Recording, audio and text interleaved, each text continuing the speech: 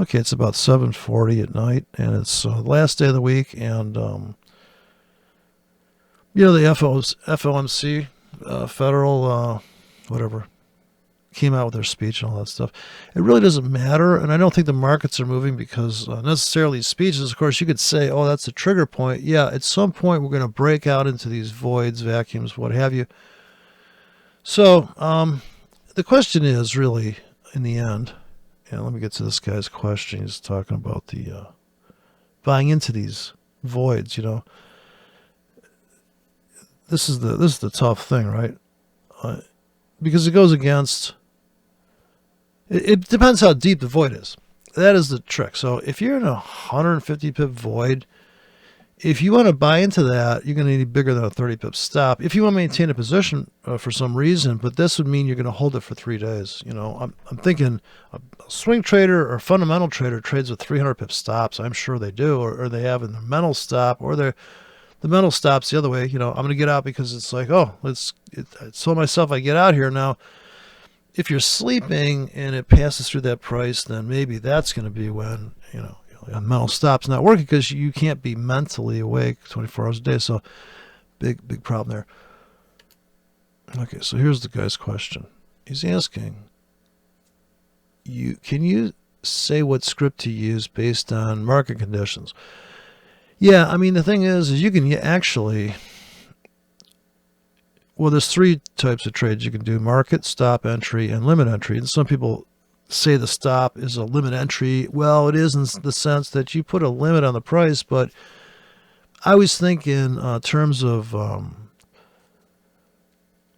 it's kind of weird. You're getting filled on a stop, and you would think a stop would be your exit. You're protecting with stops. And when people talk about the stop hunt, when it starts to go into these voids, and I go to the chart, so you're saying, well, okay, well, there's a lot to, say about this because, yeah, the kind of script you'd use based on market conditions. So if the market, you come into Asia and the market's dicking around and the spread's not too wide, say it's 1 pip or 2, and you got a 10 pip stop, you're paying 20% shipping and handling on it. So you kind of like have to, if the spread's 3, like the pound, you probably got to start off with a 30 pip stop. And this is presupposing you're going to hold the trade for an hour, 3 hours until they either take you out of that one ticket. And of course, I'm speaking about risking $3, which people say, you're just trading for peanuts there. Well, trust and believe, you could blow up you could take a $10,000 account and crush it if they allow you to trade 1,000 tickets, which they allow me to trade at this thing. So I'm Hugo's letting you trade 1,000 tickets. Now, their spreads are kind of wide, a little bit wider than Trader's Way, but this is the thing. When Asia comes, they don't crush you. Now, if you're in Trader's Way holding on a position in Asia, into the close, 5 o'clock comes, the spread goes on the dollar yen, it can go to like 12 pips from a nanosecond out of the gate. Now, if you're running 5 pip stops, you're blowing out of those tickets. But since I'm running an array of 1,000 tickets, and so today I bought, just like I bought really heavy into the pound. Now, I did one of these trades that you would think, well, that sounds like a good trade, but I'll show that to you in a minute, the British pound.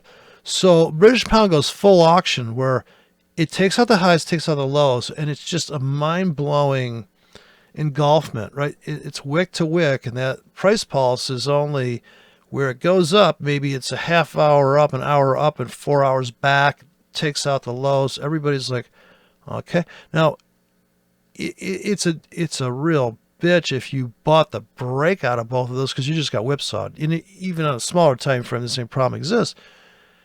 So it's really hard to go against. So instead of trading at the market and saying, "Oh, it's down, I think I'll buy. It's over, so I think I'll buy," you really you got to say, well, you got to look left because the voids are going to tell you what could possibly fill. If you start going after that's why people have the weekly chart, but I think they're treating it the wrong way. That weekly chart. If you just run pure bars with no wicks and no bodies and none of that bullshit. If you just look at that perfect illustration, you see the shoreline of vacuum, right? So you can see, well, I can see, well, that's how I'm looking at it, right? So I'm looking at the market. In the preamble before the big run up is always chop. And 80% of the market's chop, and then it makes an astounding run. This is what's so difficult, is because if you made $1,000 or $5,000 in 1 month trading chop, and the market screams, and now you're trying to trade the chops you see as it dojis out during this giant screaming move, and it only dojis out for like an hour and a half, and then it keeps ripping, and people are like, what in the fuck? It's overbought. How can it keep ripping? Because it's ripping into that void. And then when that's over, maybe at the end of the week, or maybe it comes all the way back to the middle of, it's not going to a void. It's already exhausted both voids and returns to center. And this is the people that trade the mean reversion trade. What they're saying is that I will trade the edge of the market back to center. I don't have to stick around for the engulfment. Now that is the big money, right? It wicks out, traps guys on a buy stop entry upside, and then it rips down and traps sellers, confirmation sellers, and that is the goober retail. That is why people like ICT thinks he's discovered some secret. Well, of course, I mean, trading on limits or trading babysitting the market when it comes to those key windows and pulling the trigger, I guess the only difference. Some guy sent me about a year ago or something, some ICT disciple. Oh, look, this trades I did. But dude, I'm like, you put on 4 trades. I got it. You were right. Yeah, we're all right on that trade. But you didn't even get in on the handles you claimed were the order block numbers. You were a little off, and I could see you doubled up a couple more. I saw your ticket array. You were like, see, there's the tickets. I know. But anybody, I could be critical of that too, in the sense I'd be like, so I'm critical of my own, because when I see, and I'm going to show you the scripts in a minute, we're going to drop them live. There's no money in the account, and we probably won't get filled anyways. This is just thinking about what could happen next, and I'm going to maybe put the 12-hour scripts in. Now, 12-hour script, I wrote some 12-hour scripts, okay, if you're really lazy, or 8-hour scripts that carry a 45 pip window, a 5K in a 45 pip window with, I think, some monster. And it seems like these always seem like, no, they'll never take me out of this 80 pip stop. Of course, now this is a 40 pip range with an 80 pip stop, which means about 120 pips from where you drop that. It's just going to auto drop it. I think it's logarithmic, so it's a little bit of martingale to it. Now, if you drop layers of that, and there's not enough money in the account, and even so, market goes through those tickets. People say, what happens? Well, you're going to lose. Every one you dropped, you can see the dollar amount you're risking in total stop out. But you have to take out a 40 pip rack. If you lay those end to end, don't overlap them, you can put a 15K into a literally 120 pip window, sit back, fold your arms and go, you cannot blow this fucking account up if you know how much money's in the account and how much you're risking on those tickets. Now, also presupposing that you got the patience to wait for them to either crush that, just tag the top 2 tickets, retrace, and go, wow, I made $3. But see the exercise and the coverage. So I didn't read this whole thing yet, but so he says, and so use the big stop losses. I mean,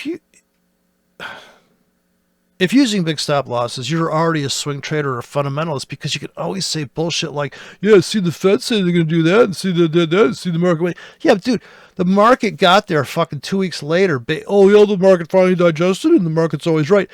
Don't get me, so I don't want to get angry. And go off on a rant, but this is the kind of shit that you almost get a little, baby anxiety attack when I watch a lot of people's videos like, here's how you trade the market. The thing that makes me so angry or so anxious is that it's just like a politician going, well, what we're going to do here is see, we're going to raise everybody's tax to the roof and everybody can have a new car. Are you fucking retarded? Are you really that fucking retarded? And I'm sorry, if anybody qualifies, these motherfuckers do, right? Because they're all like, well, I heard you heard? Can I present to you some reality like a bitch slap? Anyway, but that is the problem. Now, and I'm listening to these poor guys. I don't know if anybody listens to Steve Bannon War Room, but I do because of the politics. These guys are clueless. You know, the GameStops, the Doji coins, the Bitcoin market is just dead, man. It's probably goes sideways all summer. It's a range trader's dream. Now, that's another proof that markets are 20% trend and 80% bullshit. Now, they're going to torture a lot of people. Are going to be like, yeah, man, like I'm in this Bitcoin trade. I'm like 10 grand underwater. You might be 10 grand underwater if you never get out of that trade. And because you have to live with this feeling of being 10 grand underwater. Now, for the masochists, it's a wonderful thing. Now, a little bit of tension in your life. Like, I like being in the market, even if I'm underwater, because at least I'm not just sitting there relying on one source of income or whatever savings I'm living off of until, you know, the market hits my tickets. And so, and of course, getting this is the most difficult thing is saying, well, you know, I can see this pattern, but my God, you'd need about a fucking, on the weeklies, you'd need a 500 pip stop to trade the, think about the poor breakout trader that puts a buy stop on the top of a 3-week vacuum, right? It's going to break it. It might break that vacuum, or it might just nick the wick and pull it all the way back and just crush his dreams because he put a fucking protection in Goober-esque mode. Well, behind the lowest low, the last bar on the weekly. Yeah, that's fucking deep, dude. That might be a 280 pip stop. 280 pips. Oh, well, what I'm doing, I'm going to do is risk 2% of my account. Dude. Okay, well, I guess you could put like a 3K on. And that's another thing, I guess what people are doing with this percentage of the account, what they're saying is that they're going around the, I just saw Ryan Brown do a video where he's talking about, you know, when you're down about, 20%, it's going to take you a long time. No, it's not. If the account's small, 20% isn't shit. And if you're really a very high frequency trader, in other words, you trade a lot so that if you're down, you can make it back. Now, having a pip stop is different than having a percentage stop. And you can, and the no nonsense, what I thought was ridiculous with him is that what he's saying on the surface is so stupid. He's saying, well, you know, don't trade markets to correlate. Okay, I got it, but why not just put 2 tickets in that? I agree there, right? Because you got to have a lot of fucking focus to actually do good on both instruments at the same time. So you got to consider a certain amount of slop going into that. But whether they correlate or not, yeah, I guess you're being redundant and they're going to move together. But you're limiting your, if you can look at 23 pairs and you have, here's his approach. Premium algorithm, 23 pairs, pick the best trade. That's so narrow. As opposed to when Asia comes right now, I can show you that the trade I'm doing is, since it's 8 o'clock at night right now, I could just put on a basket of tickets, either take a nap, watch a movie, and go, oh, look, looks like I'm getting filled here. And then at that point, I'm going to judge because I know those tickets are probably going to win because I got 11 pip stop with a 5 pip take profit. And I got a 10K. It all different prices, nothing duplicates. And if they tag that, and I'm looking at the wicks on the hourly, so I'm thinking, yeah, if that thing tags that wick, retraces, I have the option to dump because I've been auto-filled in a sense. I never had to babysit that entry. Now I am going to get out the market and I treat it like, oh, you know what? That's a dead cat bounce. I got to get the fuck out of all the tickets I'm in. Don't forget that aspect of it too. Now, you may get out on limits, but if you have your 20 pip stop and you're going to use this, another kind of, I think is, okay, it does work, but not all the time, is to have the ratios be really good in your favor. I risk 1 to make 3. Yeah. People say, well, it's okay because it's stopped out. Yeah, but you got to pay the spread to commission. And if you're running tight stops, you're kind of better off putting less tickets in with wider stops, right? So that is a consideration. So if the void, he's saying if void hole, is big, then have to use a big stop loss ticket. Now that's if you like trading these big holes. I mean, you could also, and this is the other option, you're going into a void. So the set it and forget it trade is to lay orders in where maybe the top tickets even have tight stops, and then the next ticket down has a wider stop, next ticket down has a wider stop, and in a sense you're martingaling because now you're risking more per trade, the same size ticket, mind you. That's why I kept all my tickets 1K, because the broker's making me trade with only 1,000 tickets. So it's really hard to blow up. Well, it's harder to blow up the account if you've pulled the trigger, which I did on a whole $500,000 position, and I traded 2 of those and made quite a bit of money and lost, I'd say, a chunk, right? $2,000, I think, stopped out. But since I just kept coming in every 4 hours, and if I got stopped out, I would just buy more. 50 pips stop to make 100 on that one script. I'm running this one script that's a 50 pip stop to make a. So I guess I'm losing what I'm losing. If you get stopped at a whole thing, but I did not pull the trigger, all at the same level. So he says, I guess let me answer this question. All right, but have to use a big stop loss ticket, or half the size would the void hole. If the void is 50 pip window, 50 pips, use a 25 to 30 pip stop loss scripts. Okay, yeah, maybe, but I'm almost say when I see a 50 pip void, I'm thinking now this is going to be kind of risky. Risk $10 to make $5. Put a 100 pip stop to make 50 pips, because you could possibly, if the market did that, also, if the market has just moved 50 pips in 1 hour, it's probably going to move another 20 pips. And this is presupposing that the momentum is going to somehow die out. In a typical natural way, it depends what time of day it is, of course, because if you're rushing into the opening of U.S. markets, as you start to crush down into this void and you're coming into, say, well, 8:30 in the morning, and then 1 hour later, stocks open, cash opens, boom, and then we get maybe a reversal, or, and of course, at 11 o'clock. So there's the 4-hour chart's really great for the, I'd say you're going to maybe have a trade every 8 hours, 8-hour setups, it takes 8 hours for the market to, I guess, be done filling the void. Now, it can keep crushing. So when Asia opens up, and then you're going to see it crush into things. So I'm going to run through this now. This is completely, every time this happens, it's like a fucking new. The problem with the market is new every time. It comes back different every time. Yes, there are patterns that look, you could say, well, that is a triangle. Yeah, but that's a 40 pip triangle, and that's a 10 pip triangle. That's completely different kind of triangles. And if I'm trading a 10 pip triangle, the breakout of an apex of a 10, I build a position on every wick, and then I come in and I hold it, and I sit back and I go, oh my God, look at this thing. Now what I'm doing is building a position in the triangle setup, and I go, oh yeah.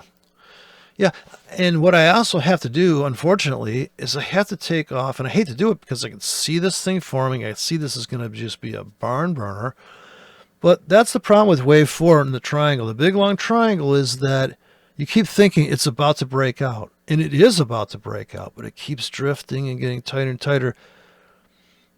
If you're going to hold a position that you can tolerate, that probably has wide stops on it, but you can also trade in between that to make money to pay for every time it dips, you're going to buy some more. And having a couple scalps built in, but you kind of feel like, well, if I could build a really big position, but you got to be careful because we could also get a smash down and then rip up. So this is where people claim, which I think is completely retarded. This guy was, well, those are the market makers tricking you. See, they run it up, they run it down. Dude, it's order imbalance. And what it is there's buyers, sellers, and it's kind of like this teeter-totter, and then it just breaks, right? So it's, she loves me not. But we can see where the big vacuum is. And yeah, there might be a little bit of a tip out and break your trend line. And drawing trend lines on wicks is kind of stupid because that's not price over time trend lines. I guess it's okay for volatility, but I mean, I could argue a bunch of stuff. Of course, it's all my everything I thought about as far as what's practical to trade with. Like, so if you're not looking at Fibonacci's, or hot chicks, you can be very focused, right? So that's why they typically don't want, the cheerleaders, right? Aren't they fucking the game up? Like, what guys, I guess you get numb. That's how you turn gay. That's what the NFL went gay. Because the guys in the field are like, dude, really? They're wearing what now? So, but that's off topic. But it kind of not really, because you're distracted. Oh, that market's doing better. Oh, my algorithm's I'm getting a setup. It's starting to form.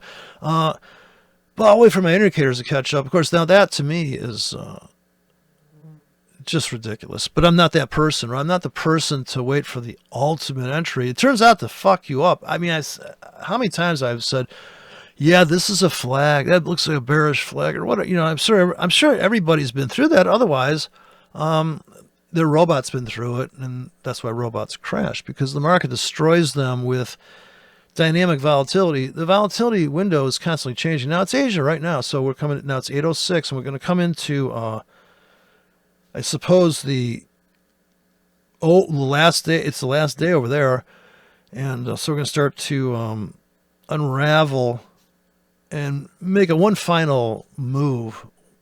We should be able to do the 4-hour chart. There's not a lot of time left in the week. And of course, if you're trading to make 25 pips, a lot of these targets that just look monstrous as it spills into the void, you're never going to realize that profit, but you have to be okay with that too. So if you're torn between, I'm missing out on that, well, you're not doing that style of trade. And you make the same amount of money if you trade enough frequency to make up for it, right? Because besides, you're making money while the guy's sitting on the sidelines waiting for indicators to catch up. I always feel like that's the case, right? How quickly, or what's the best efficiency for your lifestyle to fit into making money on trades? And so this is I got this demo running, and this computer rebooted its fucking self because it's got smart software on it, and it tries to help itself. So unfortunately, I just reestablished the connection here. So we're down about $3,000. We were 25 grand on this thing, but I'm holding this monster position, just barn burner. I'm in the whole amount. I'm using all 1,000 tickets. So I'm in the $1 million position, basically, on the yen, dollar yen, million. And that's really, I would say, stressing the account out. I'm sure if I went to the stats, it would say risk of ruin is 100%. But I do have stops on these. The last tickets, I didn't use stops because I couldn't get fast enough execution near the end. So as we approach the capitulation on the 4-hour chart here, this is the euro dollar. But let me go through the euro dollar first with the 1 hour. Okay, so here's a little trade I did here on this account. Now this is with scripts, and you talk about the void. Now the void I traded here was actually it looked like this. Of course, there's two voids. There's many voids. Let me show you there. You got to be careful because this entering the void concept, which means I'm going to trade against all the goobers, all the breakout guys. So when they have a buy stop, I got a sell limit. I'm going against the goobers. It's kind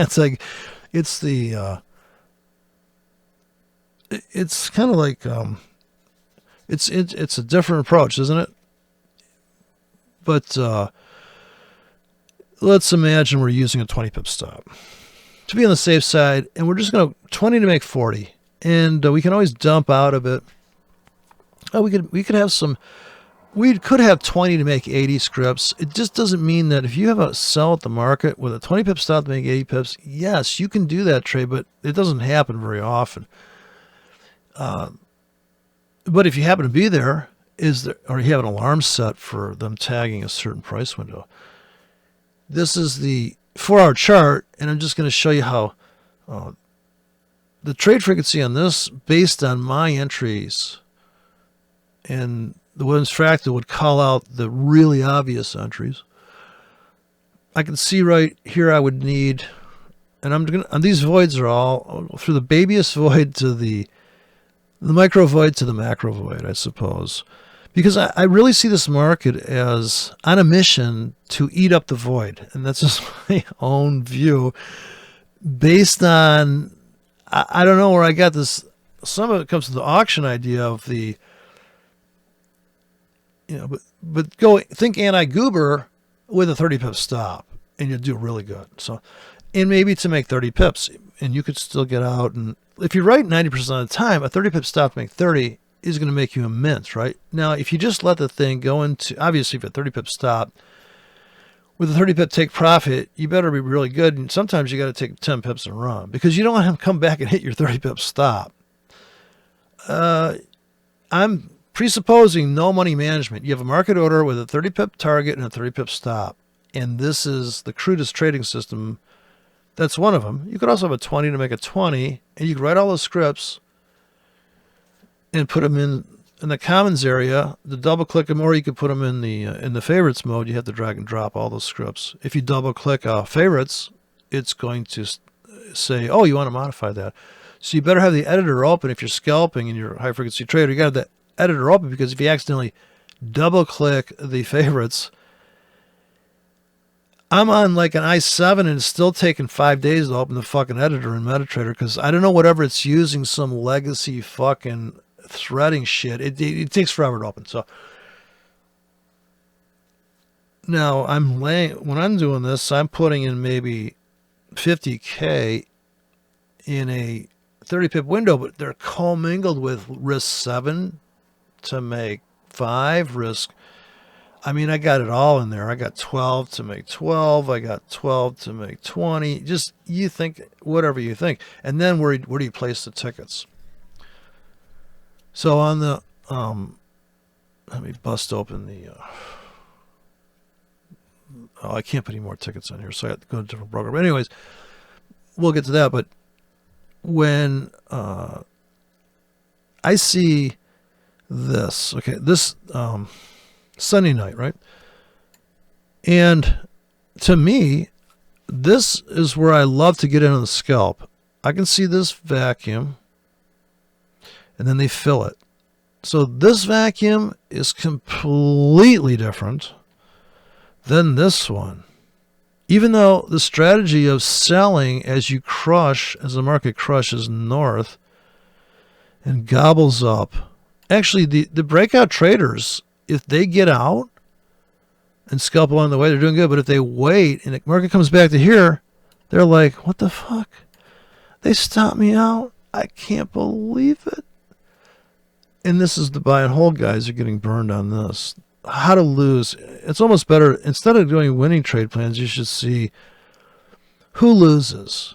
What strategies lose. I can show you. This is, I guess you call this back testing. I can show you all the losing trades. I can show you all the winning trades. And it's just a matter of like the guy that has a 20 pip stop that tries to do a swing trade strategy is probably going to get killed. But he's going to claim, oh, I'm keeping my risk down.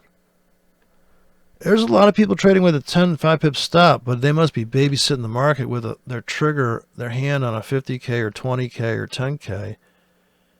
And I get it, you see the tick chart, you're like, you could have 20Ks on 3 ticket pulls with targets built in of like, I'm going to make 3 pips, I'm going to make 5 pips, I'm going to make 6 pips.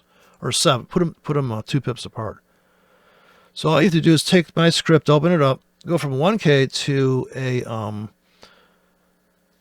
5K. Now you put a 15K on really fast, get out really fast. The downside of trading on one, everything has a downside. 1K is execution. But since I'm trap trading or swing trading it, in combination with market orders, I decided to keep the market orders a 1K so that I didn't accidentally do a dumb shit trade like get in at the market. I'll only do that.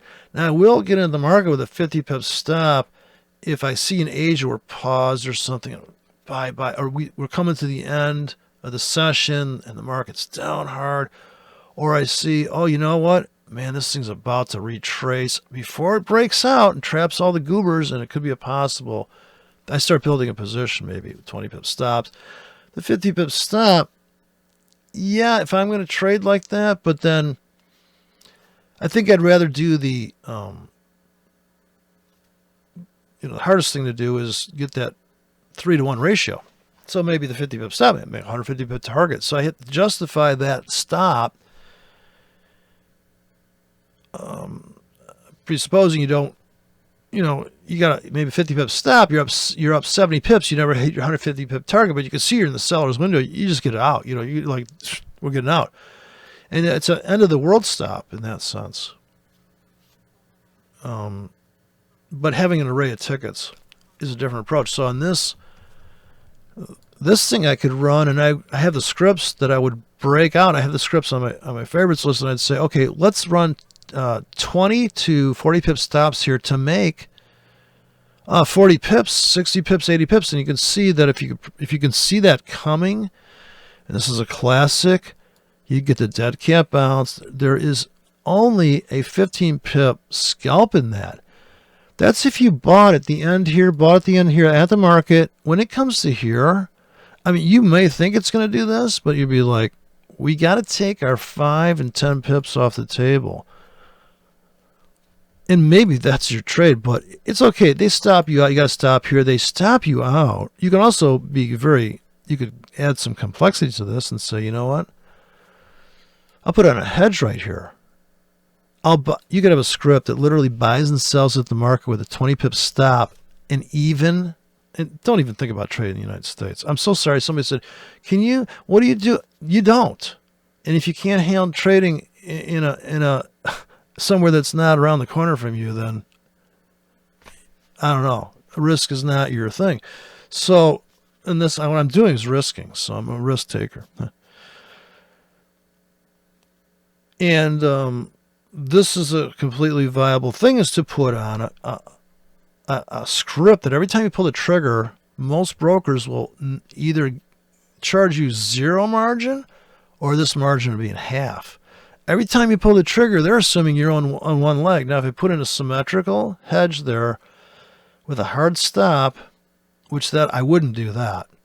So anywhere in that dead cat bounce there, or any time the market pauses, and now you're a trend trader on breakout, you build an at the market hedge, you write a script that buys and sells at the market, and that one script would be symmetrical, and 2K, right? So you're putting on a 2K with a 12 pip stop to make 24 pips, and you put good ratios in this, right?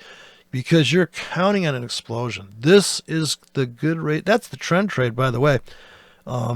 This is the first overbought situation in a major sell-off. I'm not going to call it downtrend.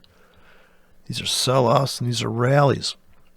One man's rally is another man's trend, but that's the critical thing. So you got to think, well, what can I psychologically handle? And if you're waiting for this pullback or pull-up, I would call it,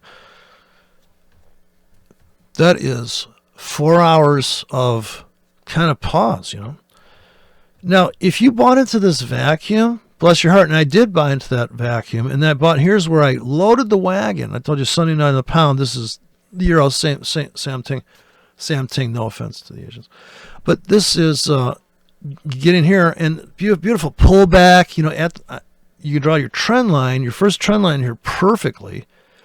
But all I did was buy this thing here. I ran a script. Here's my target, never hit. My stop was down here, so if you can see my stop in this one script, it looks like this. We've got our cluster stops. These are all same. These are hand placed drops, so I had to drop it there. I don't know. I think I might have got picked up on a couple tickets, but not the whole array.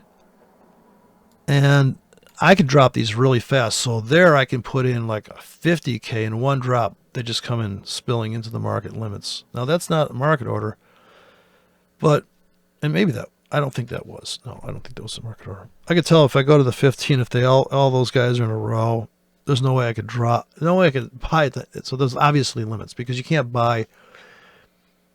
As time marches on, we'd see, a little shift there. If I go to the change the time frame, I should be able to see it. They're all stacked vertically. But yeah, you shouldn't be back testing. You should be running these.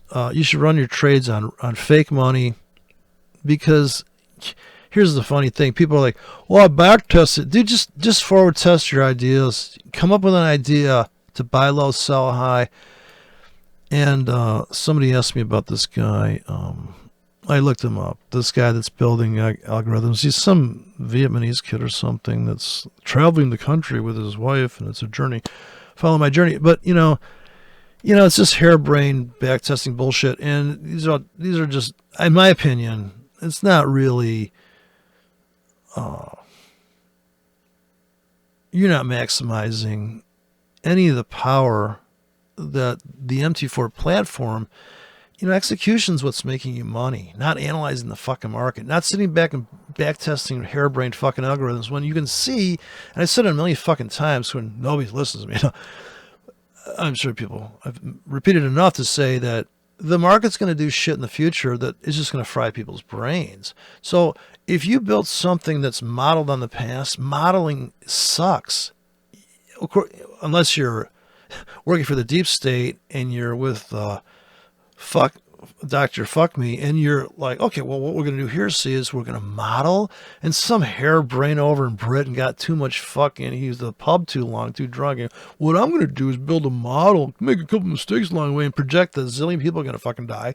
Everybody's going to shit their pants and hide inside their house. This is a lockdown. Are you essential? We're in a lockdown. Oh, fuck you. What in the flying fuck? See, what forex traders never had that problem. We're like, dude, every day's a fucking lockdown. You're either getting stopped out of some beautiful pattern that you perceived, or you're not in big enough when the big move comes. You're like, oh fuck, it's finally gonna break down, move after all this fucking hemming and hawing. Yep, it's finally gonna move. Well, here's a key one. Look at this chart. I love when people say stuff. Would this work on the 30-minute chart? Yeah, if you got some time. Like here's a triangle. I'm just going to run through a quick pattern. And the courses people are doing, like, here, learn candlestick, dude. I learned all the candlestick patterns. Now I'm ready to go trade. And then you get out there and you're like, wait a minute. I don't want to risk too much on this trade, so I'm going to run a 20 pip stop. What do you think about that, Harold? That sounds good to me. $2, sure. Well, $20 on a 10K. But yeah, sure, do it. A 200 pip stop. Yeah, how much is it going to cost us? Well, it should be good to go. I back tested everything and it looks good to me. And look at this one. Now, and the amount of time you would wait for this, and there's also a guy doing a presentation about, well, what we do here, see, now this is a half-hour chart, but for him it was a daily chart. He's like, what we do here, see, we wait for this thing, And now imagine this is a daily chart, which means these would be monthly bars here. And he's like, well, what we're going to do here is wait for that to get, and then we're going to get in here and sell. How did you know it's fucking going to break out there, dude? All this hemming and hawing bullshit, and it is getting triangular. It is getting that perfect pattern. Like this is what I was talking about earlier without the chart, is that, well, that's the golden triangle. That's what we call that in the course. That's the advanced course, so it costs extra. A lot of extra money. And I just think that my advice to anybody would be, don't take a course. Open an account and just start putting fucking trades on. I mean, don't even run scripts. There's a buy and fucking sell button. Accept the one-click risk. Turn on the automated trading. I think you just one click. You don't need automated trading. You just turn on the one clicker inside of options here. Because maybe somebody who's listening, I don't know. I always think everybody knows. Everybody thinks, not everybody. I guess I think people know what I know and more. So I always think, well, you knew that, right? But I talk so fast, and when I was with somebody the other day, I had to take him to the shop, have something fixed, and I'm talking to them, and I made references, and they'll acknowledge it, because the last thing they want me to do is explain to them if they haven't heard about it, well, let me tell you about it then. So I can realize a lot of people are saying, yep, oh, I got you. Yep, keep going. Because they don't want me to stop and explain it, mansplain it, forex explain it to them. And, oh, this is okay. I'm just asking what time it is. I don't really know how to, I don't need to know how to design a watch and build it. I just, what time is it?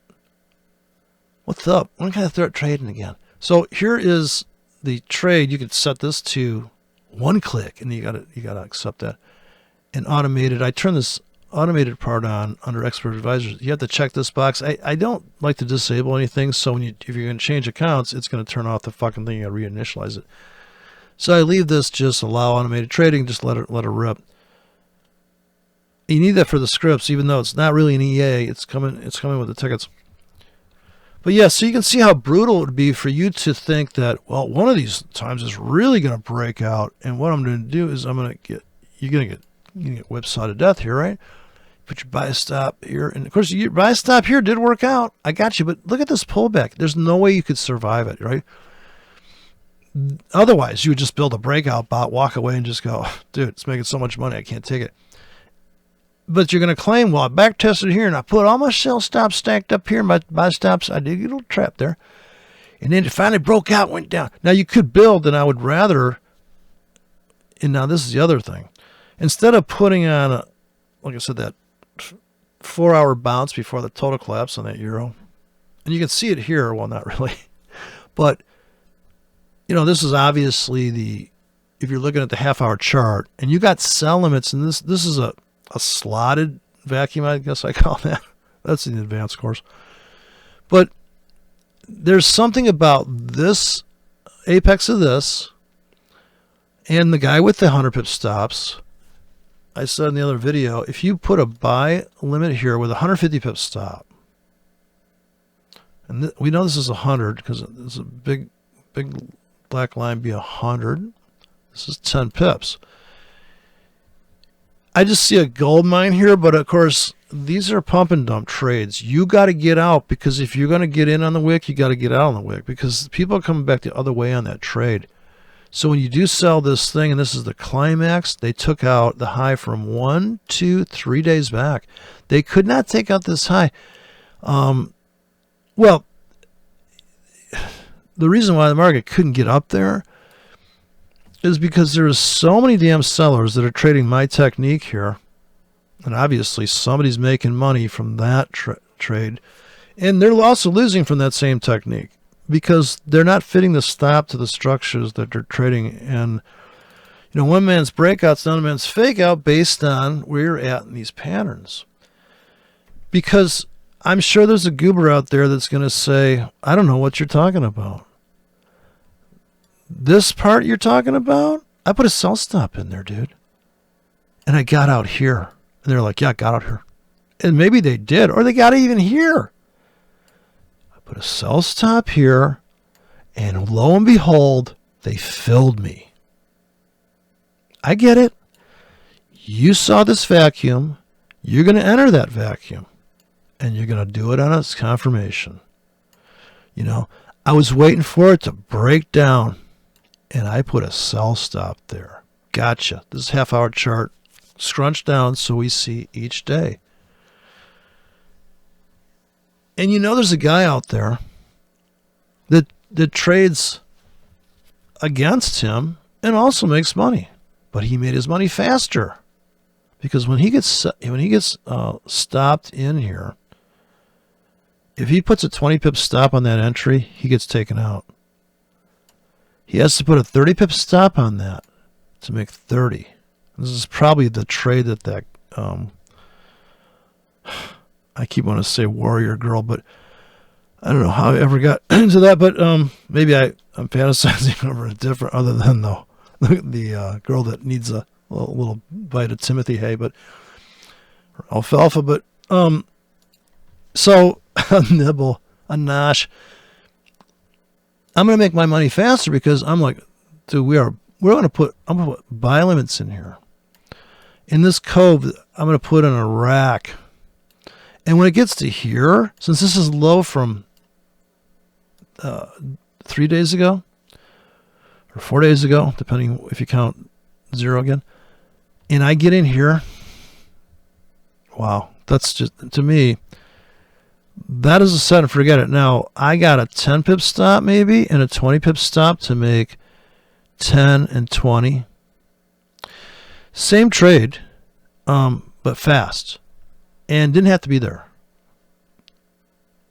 Same thing here. These are not necessarily going to engulf, though. So you may get that.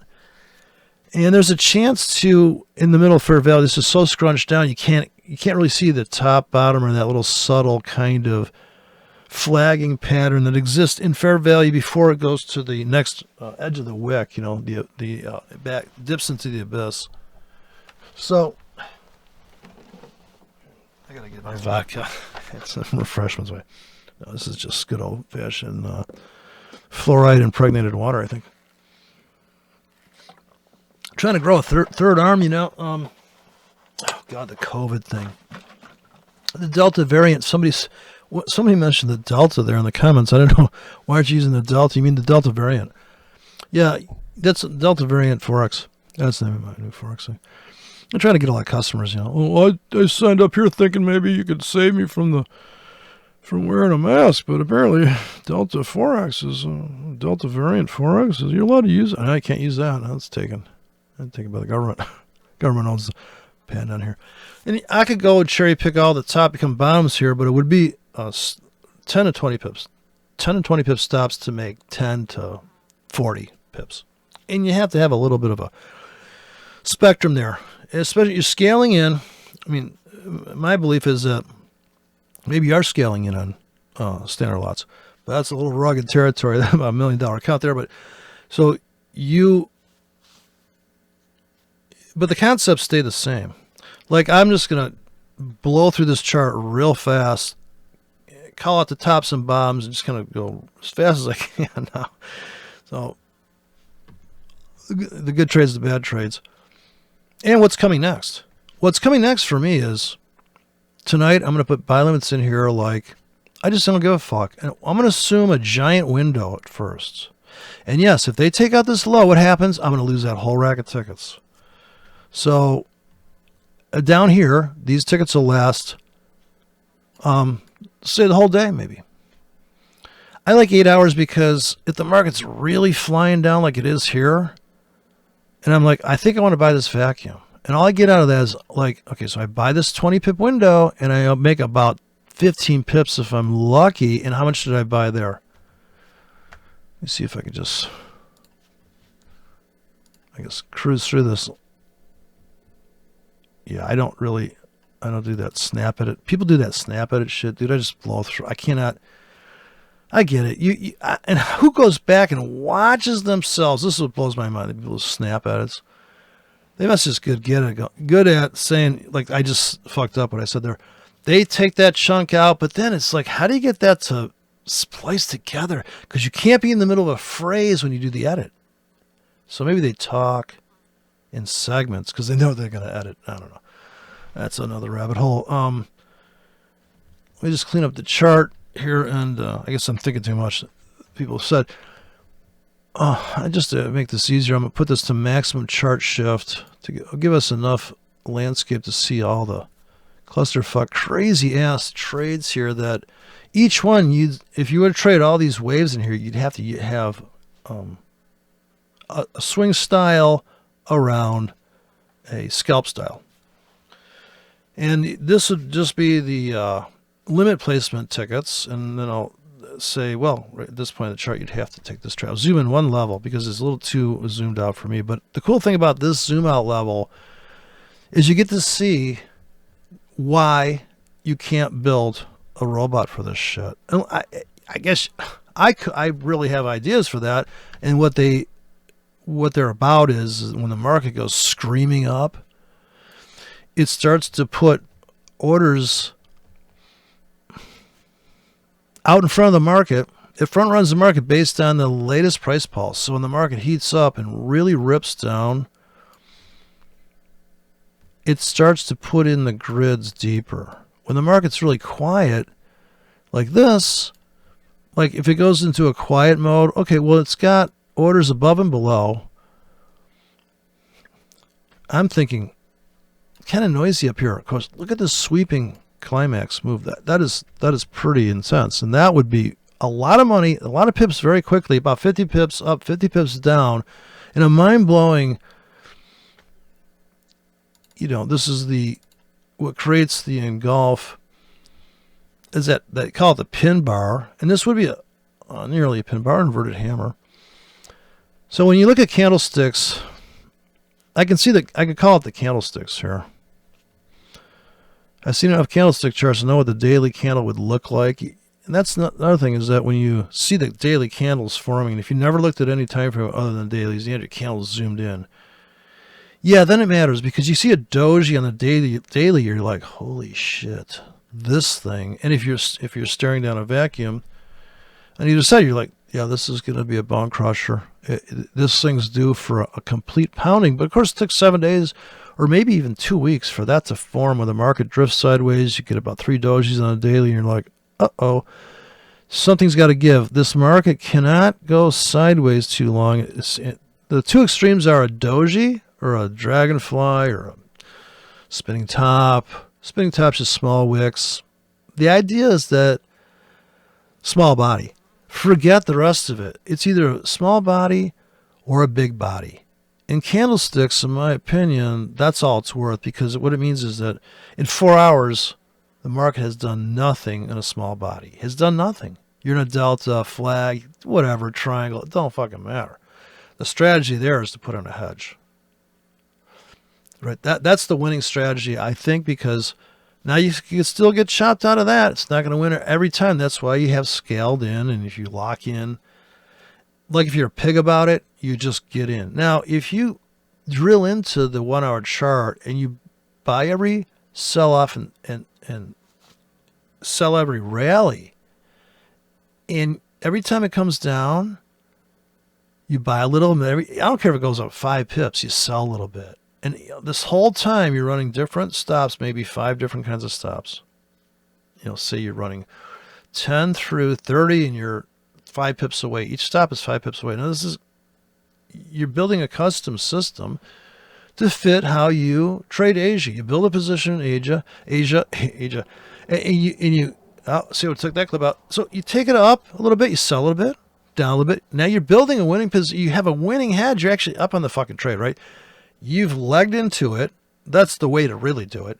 Of course, that's more work than just being a pig and going, 4 hours, it's down. And this is the other thing you can do is, and this has to do with the tactics, I suppose. I guess it's a strategy in a way, but strategy I always think of like, I guess it's a strategy, be too picky, but if the market goes up 80 pips in 4 hours, put on a hedge. But now you may have to put 40 pip stops in that, because the market just moves so fucking hard. But that 40 pip stop has a 10 pip target. The 20 has a 20, and you'd have to build, and you just would. I mean, it'd be the right thing to do, because if you were going to pull the trigger once and put on a 10K, so 5K short, 5K long, and now that has to be built around what just happened. And if you did that, if I go to the 4 hour chart, for instance, so I'm just going to go with I'm not going to stick on topic there. I'm going to go, I'll go to the chart. When I describe the tactics, I'm going to go to the chart.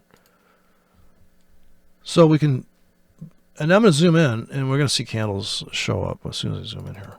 So if I said, well, my strategy is that after a big move, I don't know what the fuck's going to happen. I guess that's the beauty of that. I should just write one of those. And do a video when the market's live and do that. Because if I said, well, fuck, put it on right now. Well, no shit, right? Now you will lose one leg. And the market has to move pretty big to make up the losing side. So say you get in here at the end of 4 hours, it's just moved 20 pips in 4 hours. Now, 0. It's not moving that hard. So here you're going to run pretty tight stops. You have to write a script, custom fit to that price balls. So right here, you put on a hedge with buys and sells in case that's a trap here, right? Because it is hitting this vacuum. So you're like, well, it could come back to here. No, it didn't happen. And this is today, but the better place to build a hedge is in the small body. But it would work here too if you said, well, I have a 5 pips. So you take out your 5 pip stop, your 7, your 8, your 10, your 15. But since you've got, it blew out those, you're left with the surviving leg. And so you lost 5K, you're still long 5K. It was a 10K trigger pull. And you make 40 pips here. And actually, if you waited here, you made 50 pips. You made money on getting in just because, and that's a trend trader's entry, by the way. And it's also, in a way, a goober entry because you're getting stopped out. Whereas if you would had, okay, so I guess the smart money, or the guys that have already made money on this trade, how did they make money? And it really depends just what you prefer. Do you want to get auto-filled, I call it, like you got limits laying in here? If you put your tickets in this window, so if you take this rectangle, I'm going to use the rectangle in a shaded manner. So if you see these wicks out here, and this would be the big old giant bottom of the barrel prices here, you know. The prices, everybody, they love these prices down here.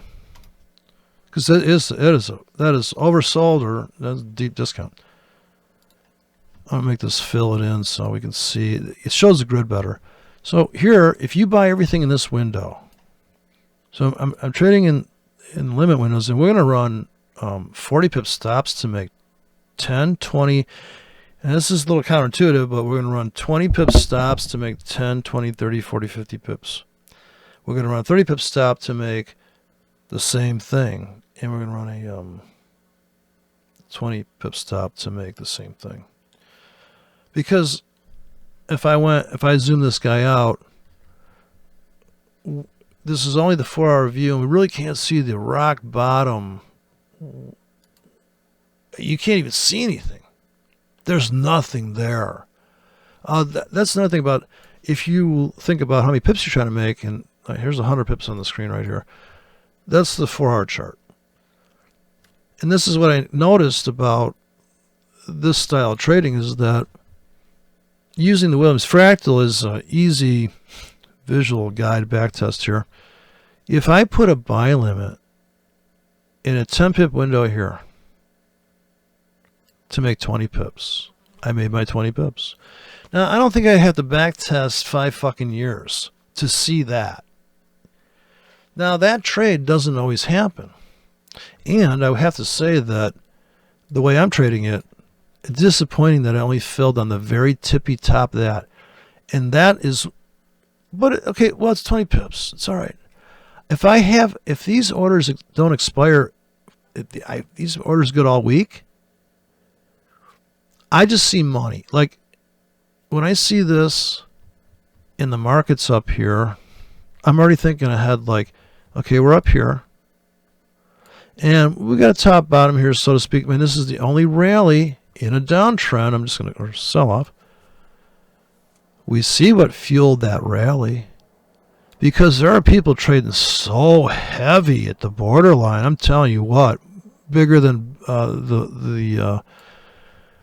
it's like the Trump wall. First breach, come back, let it rust a little bit, and then boom.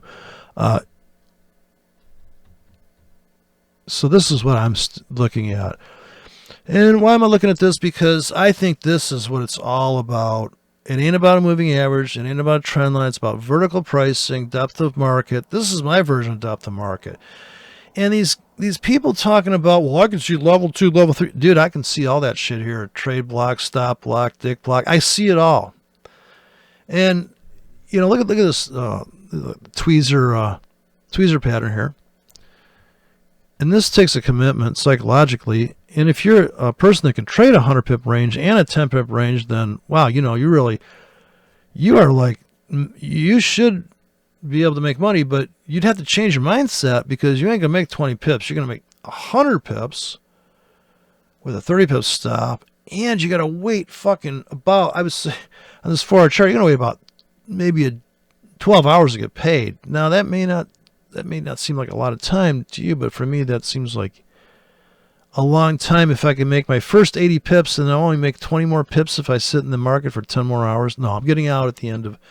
So when U.S. session, if it climaxes in the U.S. and Asia, I'm probably out along the way. So for when you're barely in the market, and this is the, I guess you can't lose theory, instead of me trailing my stop to break even, I've already scalped out and big enough that whatever's out there floating can't really hurt me, and it's not a big enough trade I should worry about.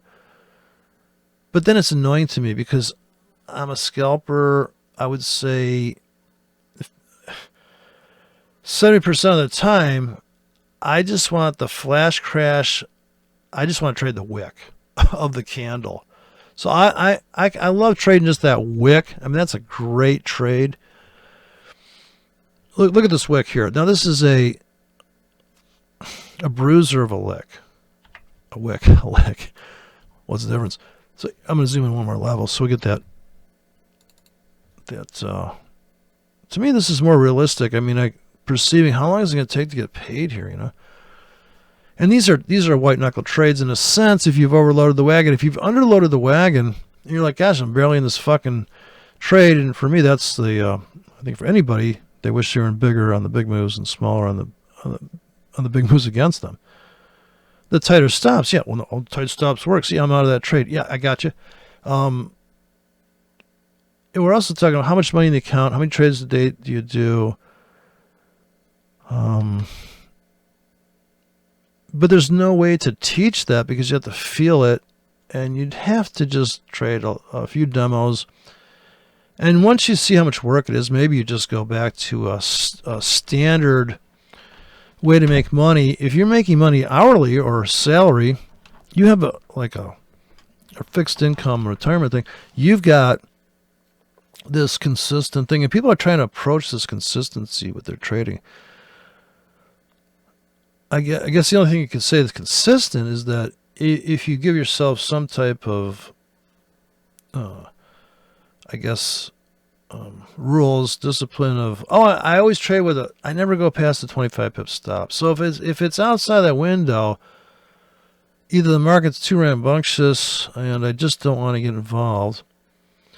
And there are people, I met a guy that wanted to trade with no target. He thought it was infinite.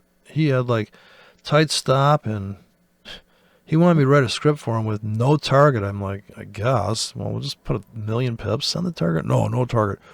So that was a psychological thing. Now, the psychology is going to override anything, right? Just like these dumb shits that think they can rig. They just rigged another machine over there in Washington. Oh, in the middle of the night, all of a sudden, boom! never certified the equipment. So there you go. That should tell you all you need to know. This is a treacherous market for the guy that this is the 4-hour chart. But you can't deny these aren't great trades. If you were to place, you find a window. What is the window you want to enter on? If you're going to buy this guy's talking about a 50 pip window. Okay, let's pick 50 pips is your standard window. And this is your trade plan. You got a script that is like this. You're looking for a place to drop it. So if that's the case, you're going to buy this 50 pip window. Well, let's initialize it here. We're going to buy everything below this Williams fractal. Worked out perfectly. I had a clusterfuck of tickets in here. The top ticket of the rack had a 50 pip stop. This one, they all had $5 per ticket, man. How many tickets can you afford? Let's put in 100. Okay. It's $500. We're trying to make $1,000. Let's do it. Now, that same trade plan, and you can see this thing cleaned up. Oh, shit. Please hold. Okay, imagine we stop edited here. Fucking mouse. Jesus. The wireless shit sucks, so I gotta use everything has to be wired. Now inside this 50 pip window, if we just bought a linear rack in here, and we're gonna buy every 3 pips, buy, and they all got so we're in 100 tickets, $500 risk. I could buy every 3 pips in here, but I kind of want to try to get a majority of the tickets. Is going to martingale in. We're going to buy 1x, 2x, 3x, 4x, 5x, 6x. Now the ideal thing is to have enough money in the account that you could have bought down here if they would have punished it there. So at this point of the chart, when the market's here, we've already got the beautiful Williams fractals giving us our entry window. And the reason why people don't trade, typically, I would say, the way that I'm trading this is because, think about it. These windows go from 50 pips, and this is a static script drop. And actually, I put layers of scripts in that window. And some of those tickets are going to get stopped out. But I'm speaking in idealistic terms of this 50 pip window. We never got stopped out, but I would get stopped out on my real money because I'd have a 5 and a 20 pip stop on there to make those. And I know I'm going to get kicked out of those because I don't know if how deep it's going to tank because we're going into historical prices. If I look far enough left, I bet I could find if I go to the weeklies, I bet I could find the reason why this reversed so hard here and why it crushed that last 50 pip window. I gotta get back to the I'm doing 2 different drawing things. So let me just flip to that weekly just to see where this 50 pip window drops in. So time frames, do they matter? Well, I mean, I think the history matters. So you look back, maybe that's too much of a look back. All right, so here's the 50 pip crusher. Now that you can't see that fractal I based it on, but it's just the low of the previous day, really. So this is what's mind-boggling, I think, and of course it's mind-boggling. It really is. When it takes out the low of the day, if you're buying these new prices, and that's the 4-hour fractal also. So if I flip to the 4-hour chart, I can see my reason for entry here. Oh, I see how that works. Yeah, so we're buying. This is the low of the previous day because that's a 4-hour chart. They take it out in Asia. They crush this into Friday's close. Just mind-blowing. Now, if you bought into that and you held it over the weekend, it probably wasn't enough money to bother you. And if you just did a real, this mindfully trading girl, gosh, if I could just get her to put a 2K, a 2K, a 2K, and 2K. She's putting in 31K. Now think about it. She bought at the market $31,000 position. And I get it. She's got all Bollinger Bands, and this is the time to get in. This is my entry position. But man, the kind of, I could take a 15K and lay it in here, and maybe the dollar risk. I'm going to tell you right, with a 5K in here, I could probably put in that 50 pip stop, right? Risking $25. I bet she had a $25 stop on that. And I'd love to see her stop out. This is the thing. Go look at this warrior, any trader that has their trades posted. And if I see like a 42K in there, I'm like, dude, what I could do with a 42K. I mean, I would go trade multiple currencies, but I would look at my Android to see, okay, we're up on that, let's get out. I mean, if I look at the chart now, that's kind of hard to hold in context, all these charts in your mind's eye, but you do if you're trading it and it matters and you got money on the table. Or if you're real diligent, even with a demo, if you're very, what do you call it, paying attention and you're, I can't remember what you call it, but you're diligent, And so in the top bottom stuff, that's happening here, real hardcore, you got this top becomes the bottom in time. It's also into the wicks, rally hard. But for me, I see this vacuum. I got that same trade plan. So let me flip it, and on the sell side, I'll take the same trade plan, drag it around the charts. But the daily is the reason the fuel for that move is that wedge. So what this is a vacuum that every day older that vacuum is the more pressure and the more intensity that it has to the moves. And I kind of noticed this. Maybe it's not true. Maybe it's just coincidence. But this low is very old. This one's very old. Older. Oldest. Holy shit. And all the way to Memphis. This is, once you get to, this is the oldest notch in the belt. And this wedge here. And that would be the buy at the market, people, on the daily. All you're doing is buying that pullback, and like I was saying, that market's up hard. You could put on a hedge here. Now there you got to run like 100 pip targets, risking 20 to make 100 pips, and they're going to take out your bad trades, just like they're trapping a goober. So you have to have a little bit of a view of, well.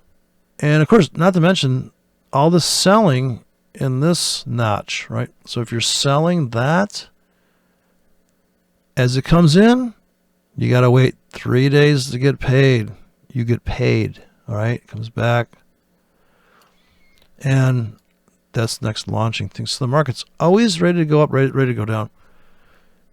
I get into this, and if I look at the dailies here, there's a guy with deeper pockets than me, and so you're talking about that 50 pip vacuum. How about a 100 pip vacuum?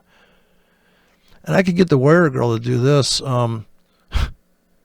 Poor thing. I buy a 1K, buy a 1, buy a 1, buy a 1. Buy limits pending all week long, forever.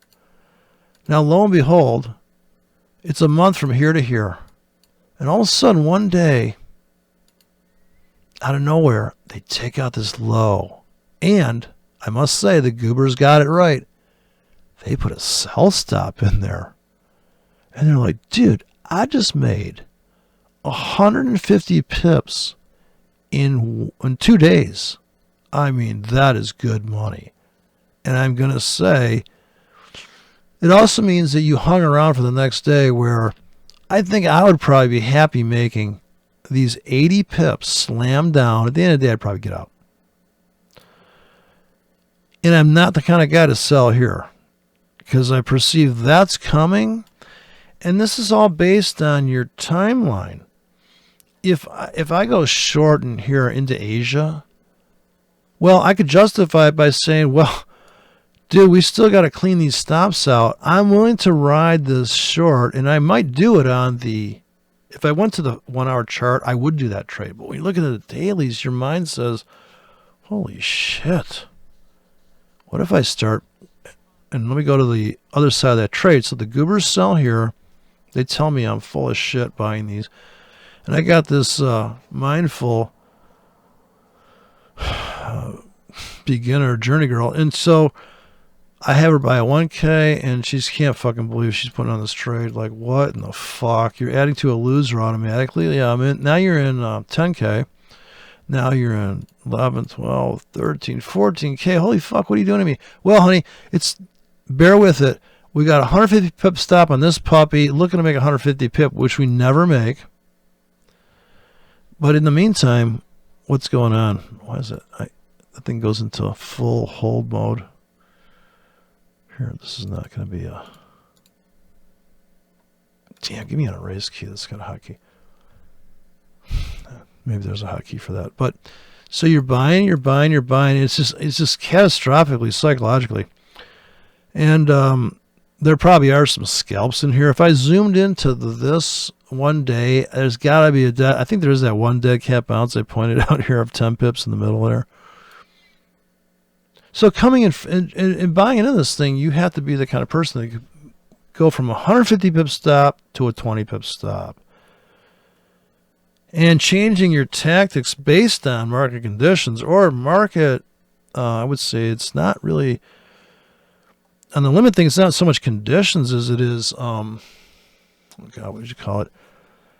The structures that are about to be smashed, or the big, because it's going into these, this is all fresh lows here, all new lows. And they're deep. This is way back. It's already filled that vacuum above us.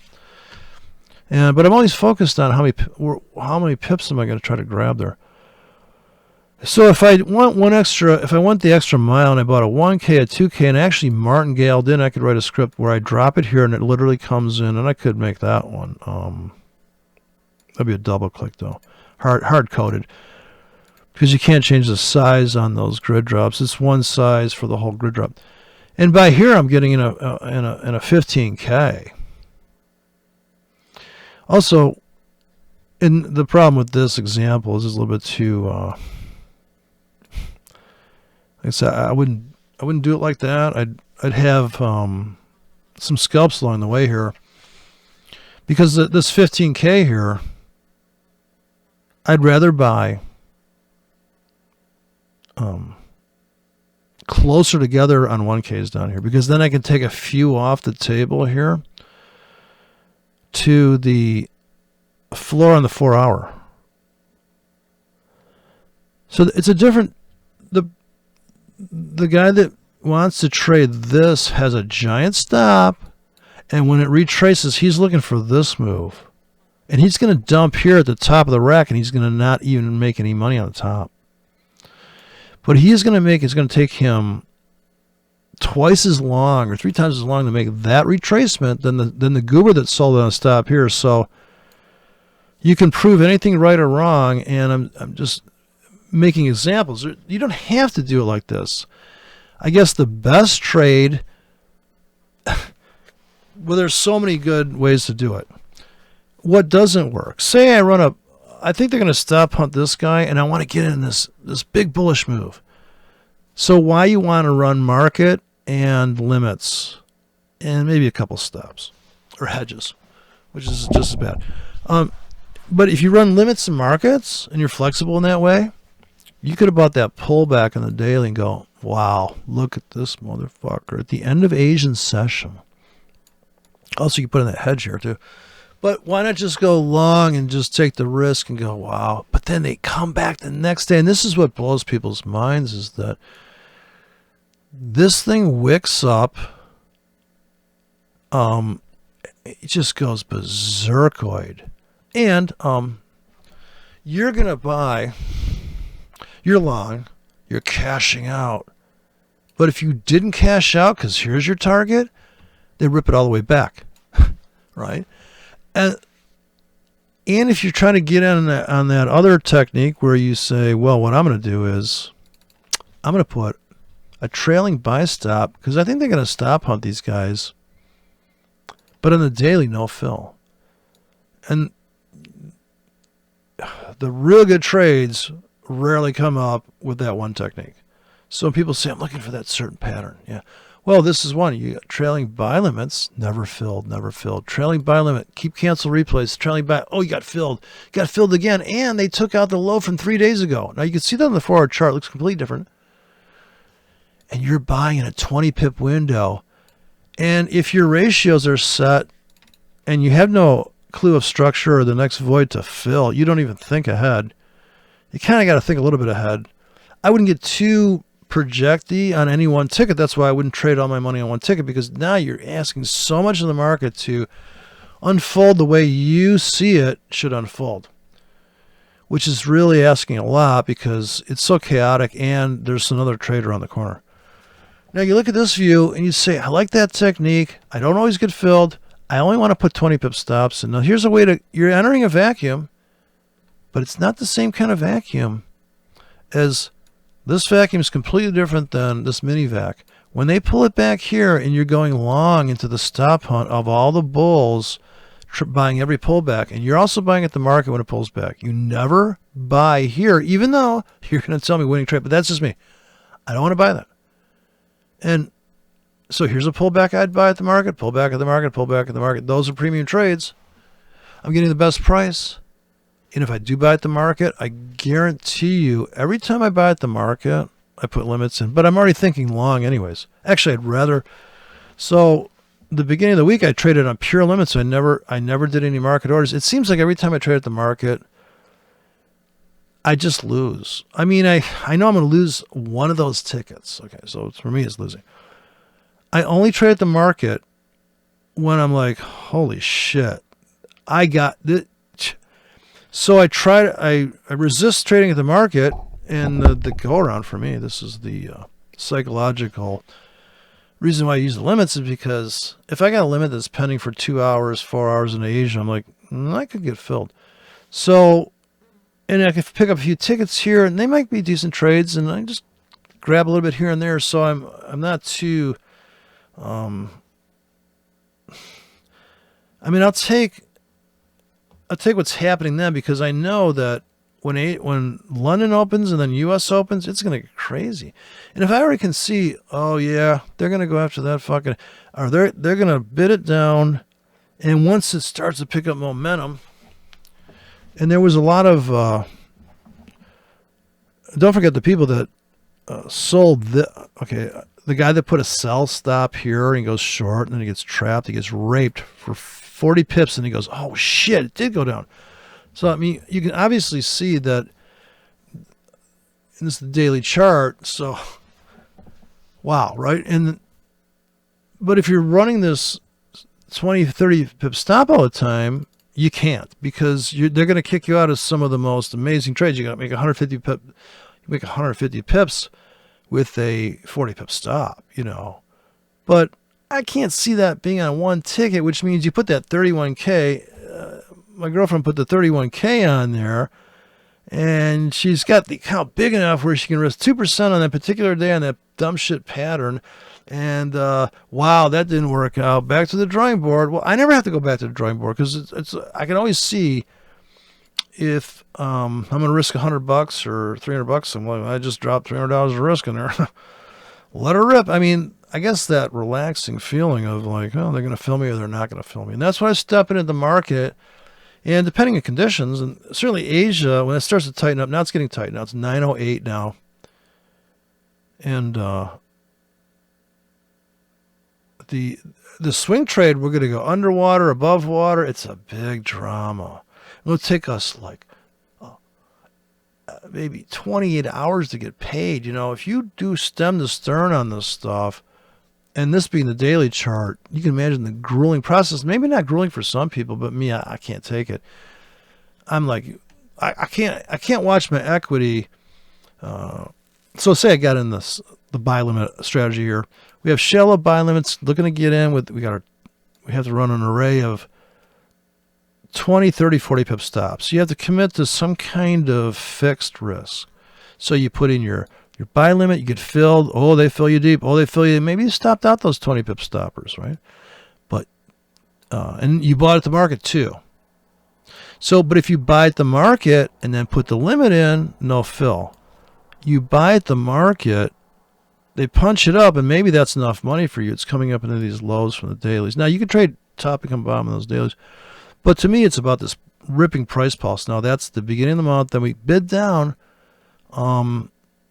If you're not long and you want to get long and you're bullish, because I think a lot of people, well, some people, but, I can't resist pointing out this trap trade here. We have settlements here, and you make a glorious in 2 days that pullback. But let's go to the people that think about, well, I only trade from the long side because my ikamushis and the hakamashis, and it's just telling me I got to do it. I'm using a crystal ball, and don't forget my astrology trades are really working, man. This is a full moon down here, dude. So I run that. I'm going to buy in the limits, and then buy in the limits. And here we take some heat, right? If I strictly keep to that idea, I'm going to put a buy limit here and get crushed for 80 pips of that one ticket. And then when they come in here, I'm going to have to be able to take 50 pips of punishment to make 50 to the floor again. I'm willing to do that trade. I'm willing to do that trade because, let's say I do it here, buy limit, but where's the deep notches there and the reaction off that? Then I run the same strategy, buy limit, finally get a fill. But I didn't fill many tickets because I normally put in a big fat rack. Now, the ultimate is to be able to change the tightness of that trade plan, expand it, tight, expand. I think for the guy that actually trades, you don't mind waiting. If you don't mind waiting 5 or 8 days to get filled on a glorious stop hunt kind of thing and retracement, and this is another thing, is that I just can't imagine doing some of these trades where you're like, yeah, I wish I had my target set for 200 with that 50 pip stop. Shit, we only made 75 pips and motherfucking move. Yeah, and that's tough, because I want to get out along the way and go, you know what? I'm good with just the wick. Just give me the wick, man. I got my buy limits in here. So what does that trade look?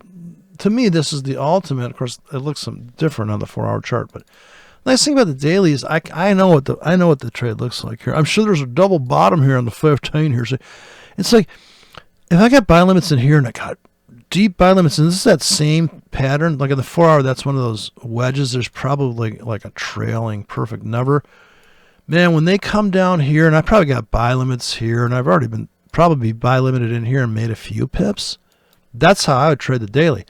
Got buy limits in here like a whore. And now all of a sudden, and I actually think this is starting to stack up and become more and more demanding. This demand goes up in value the longer the vacuum exists. So we have a buy demand that's only like this, fills it, right? But look at this demand zone. It goes all the way back to here. And when they take it down here, like one little pip lower, then they rip that up. And in the weekly, that is just a little nick of the wick. And then rips 150 pips. But I'm sure I could get people to... Now, if I was trading 23 pairs like No Nonsense Goober, I would already put all my limits in. Of course, this takes time. Place the orders, all that shit. On the daily wicks of every currency, and I trade that strategy across the board, now you'd have to have the 100 pip targets with the 50 pip stops, the 40s to make the 30s, and like I said before, the bad ratios blended in to pay for the. You don't want to get stopped out of that because you need, and you won't always get stopped out of that, but if you buy this window with a 50 pip stop, you're able to realize 100 pips off of that. Here, you realize 100 pips. And you got bad ratios in there because you got to take those tickets off the table. You can't run 10 pip stops on everything. It's just completely harebrained. Oh, I got 10 to make 30. That's my trade plan. It's not going to work. I can prove it's not going to work because you could fucking turn on any robot. I got this thing called the script tester or the script bot. Somebody wrote this thing and it just spills out the tickets every 4 hours. And you can fucking make money sometimes, but it's getting crushed. In these markets, crushed, especially let's say if you hold the tickets overnight in some over into 5 p.m. and these brokers, they're gonna kill you. So we have this one last price pulse here. It looks like the euro, in my opinion, is gonna make one final attempt to take out that. I could put sell limits up here, and I'd have buy limits down there. I would run both sides, whichever what they fill right now, into the last price pulse. Here's another, that 50 pip trade plan here. If you drag it down, you put your 50 pip trade plan in here, it works. So it's a 50 pip trade plan, I guess you have to call it. The 50 pip strategy. And this is a window, and it depends how much money you've got or how you like to make your money. because I made money on that plunge yesterday in the euro, and I'm like, yeah, I know. And they stopped me out of the top of the rack a little bit, but I thought, dude, this is going to be a fucking amazing trade, and it was. And I never like to get stopped out. Like I said, I'd rather have a wide stop, the 40 to make the 20 pip stop on the swing trade or the intermediate swing trade, and of course that's a whole nother level of definition. And I remember when I started doing this, people, well, that's a long-term trade. Well, define long-term. I mean, for me, 8 hours is a long-term trade, but for some people, that trade for 3 months, But I'm not that guy, even though I got you. And like I said, my tequila buddy, I haven't mentioned him in a while. We had this demo account we were trading about 12 years ago, and we put on some long position here. And imagine this is a monthly chart. And so I swear to God, I opened an old laptop I was running one day, and I opened it up, and that fucking demo still existed, and it was up here, the price. And I said to him, we both looked at each other, and I said, I ain't got patience to make 600 pips. I can make 600 pips in 2 months. Yeah, watch me. I couldn't do it. I'd be out here so bad, dude. It just pulled back, and of course, I think it was like a 10K. It was a very small position, but it was like he couldn't believe how much money it was. Yeah, dude, that's what it looks like. But we're not. That's why we're friends. Apparently, we don't have the patience for that. We're like, get out of here. I just made 50 pips in one day. You waited how long to make 600 pips? I mean, and not to mention you lock up all that margin in there. There's a lot of things there's a bad side to everything. It really depends who you are. That's why Who wrote that song? Who are you? They were trading on the side. But yeah, I see these wicks and I think, just give me the wick. Like, we pound down in, we're out, I'm out. I don't care if it does this, I don't care if it does that. I'm like, damn, just give me the wick. I got sell limits in that. Boom. Same thing here on the sell side. Now you can run the same strategy on the sell side, and this is where, when you're hedging, you have to, if you're going to do this strategy. You got the bookends entry. You got sell limits up here and buy limits down here. Now you just got filled alongside. Now you're selling into it. And you could actually have this thing where it's called always in the market, I suppose. You got the buy limits here, and when it comes ripping back, instead of having the trailing stops, you got sell limits up here, and you're making some pips off of that. Here you get crushed, but maybe you're still long. And imagine you got like, let's imagine 150 tickets. 100. How about 200 tickets? 2 standard lots. All these micro tickets, and now some days, like anybody that can look at the daily chart has to be aware that this is a looming vacuum, the looming abyss. I believe in the market's view of it, these have already been cleaned out. Like, so all these vacuums have been filled, and this one fills so that when you look to the left, you're just looking at, I got an indicator called void fill on one of those.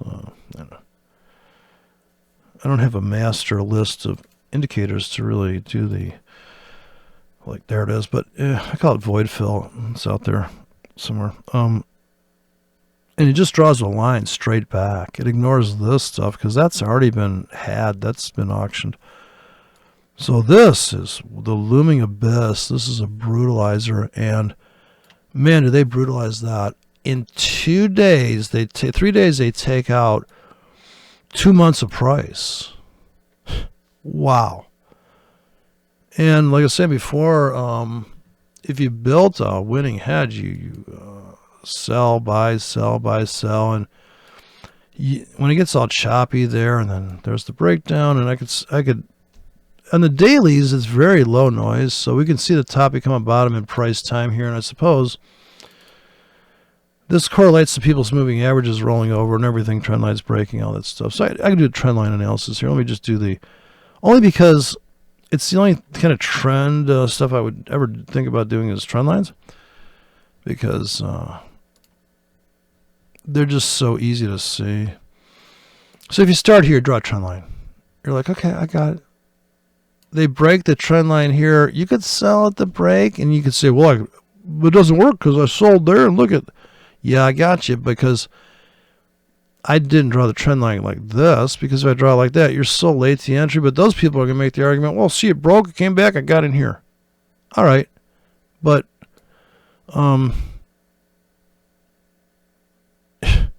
I just don't like it, because, well, it would be here actually. I like, if I was going to do the trend line thing, and if I do that, then it kind of makes me want to do the top become a bottom on close. So I'd be like, okay, well, hang on. Here's the top become a bottom, trend line, it's supposed to hold that. And I guess if you don't mind this wick, you can make the argument, well, I bought the trend line and I made this move. I had a wide enough stop, I survived this shit. And actually, maybe at the end of the day it closed. Yeah, at the end of the day it closed here. So you got it at the end of the day, like no nonsense would. And you did that trade. But in the meantime, I'm sure there's plenty of people doing the limit entry, and they traded that wick, and maybe they're still holding for it. And it kind of engulfed the next day, right? It didn't engulf this whole structure and blow out the top. So it doesn't always do the same thing. The market's different every time. That's why you can't build a robot for it. Or you can't even optimize for it. Because some of the most dramatic, profound moves are literally, holy shit, like this is a beautiful bottoming of a top in time.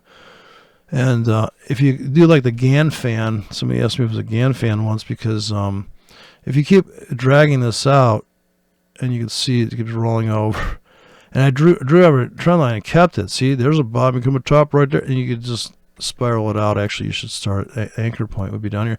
And this is kind of like Fibonacci, but at least I know where to hang my hat. I hang my hat off of this trend line down here. So here's my first price balls. And I take it up like this, and I go, fuck, we could just keep going along. Now that worked out all great, wonderful. And so this rally is your friend until it's not. You got this nice, doesn't even make it to the pullback, not even a top bottom really, and then tippity top, tippy top, tip. Of course, don't forget it's filling this void, so this is kind of like a pothole. Potholes on the road, how to stack. Oh, somebody asked me about the hot dog thing in the other video.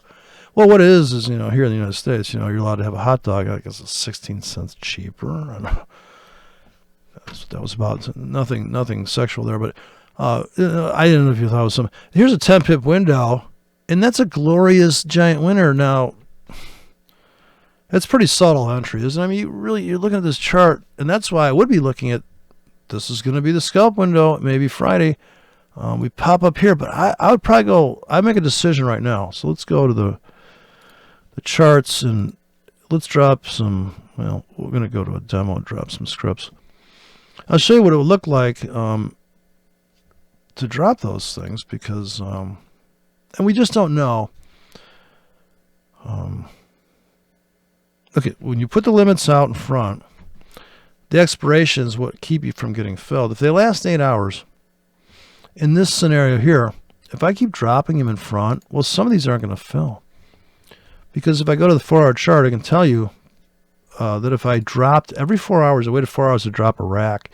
So if a constant exposure of X, we never overlap, and we keep running them deeper and deeper, and almost trying not to get filled in a way where, like a bullfighter, we have to keep the red blankie just out of reach there. And of course, I don't think the market's being attracted to our limits, but you can make the argument, if you're mystical enough, I suppose. Yeah, they know I'm laying these limits in. Right. I think Robinacci would agree with me. They know you're putting those limits in, so watch out for that too. So let's flip to the 4-hour chart and imagine that we're getting in on that big sell-off, and that was insane, right? Now, if I just stick to my plan of like, okay, I'm going to put a rack in here that lasts for how long? Well, if it lasts all week long, they're going to fill that puppy. But if the moment we sell off here, I'm like, holy shit, look at this thing. And like I said, the robot would acknowledge that in 4 hours we just smashed down X. And the robot, for me, there's got to be a way to write it. This cannot be that fucking difficult. I'm so sorry. I'm gonna explain this robot. There's this site you can go to and request somebody to do a project. And I think I would just, you got to give me this fucking source code. And I'm going to write, so I take that and write about 5 different levels of volatility bot based on that. And I let that churn away. Now that's something that if I'm not there in the middle of the night to see that big fucking sell off, and I'm not there to put in the limits in front of the market, this would do it for me. And the expiration of those tickets is unique to that robot. And like I said, it had multiple robots because it's a 4-hour robot version of that, a 12-hour, 8-hour, a 2-hour, and that's pretty good. 2, 4, 6 to 8. You can do a 6-hour script too. So that's a nice 2-hour. You can think in terms of, okay, we'll drop all 4 of those tickets, 2, 4, 6, 8 scripts, because you can use MT5 timeframes in the scripts. And I could say, well, what we're going to do there is we're going to, you could also do 3 hours and what else? Yeah, 3 and 6. That's the kind of weird ones. So we can do the 2-hour, 4, 6, 8. And every 2 hours, we're going to start to lessen the exposure and risk automatically. I could drop them all at the same time, and I'm going to drop the 6-hour deeper. So I'm going to hand drop these. And so it would look like this. I'm going to go to the live chart in a minute, but this is what it would look like. So I'm going to zoom in because I can't really see if 4 hours went by here. Because you could probably have a regime. You check the market every 4 hours. Yeah, it's going to try to update. So let me turn the chart shift off. The fuck is that?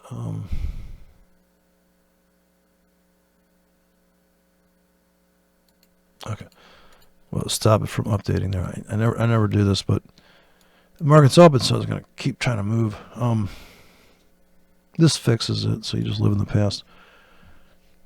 Jethro Tull, living in the past. So, so here, what I want to do is, at the end of 4 hours, me or the robot's going to go, wow, we just moved fucking 120 pips in 4 hours. And wow, I know there's a vacuum. There's plenty of vacuum left. You look left. So just to, I'm gonna drop these orders for 2, 4, 6, 8 hours. So I drop them right here, and none of those tickets filled because this is 8 hours. And if I drop them here, by the time market slams down like that, El no fillo. But what if I get more aggressive? After 4 hours down hard, I'm going to put in a 12-hour bot. So for 12 hours, 3 bars, these pendings are going to be there. Since these are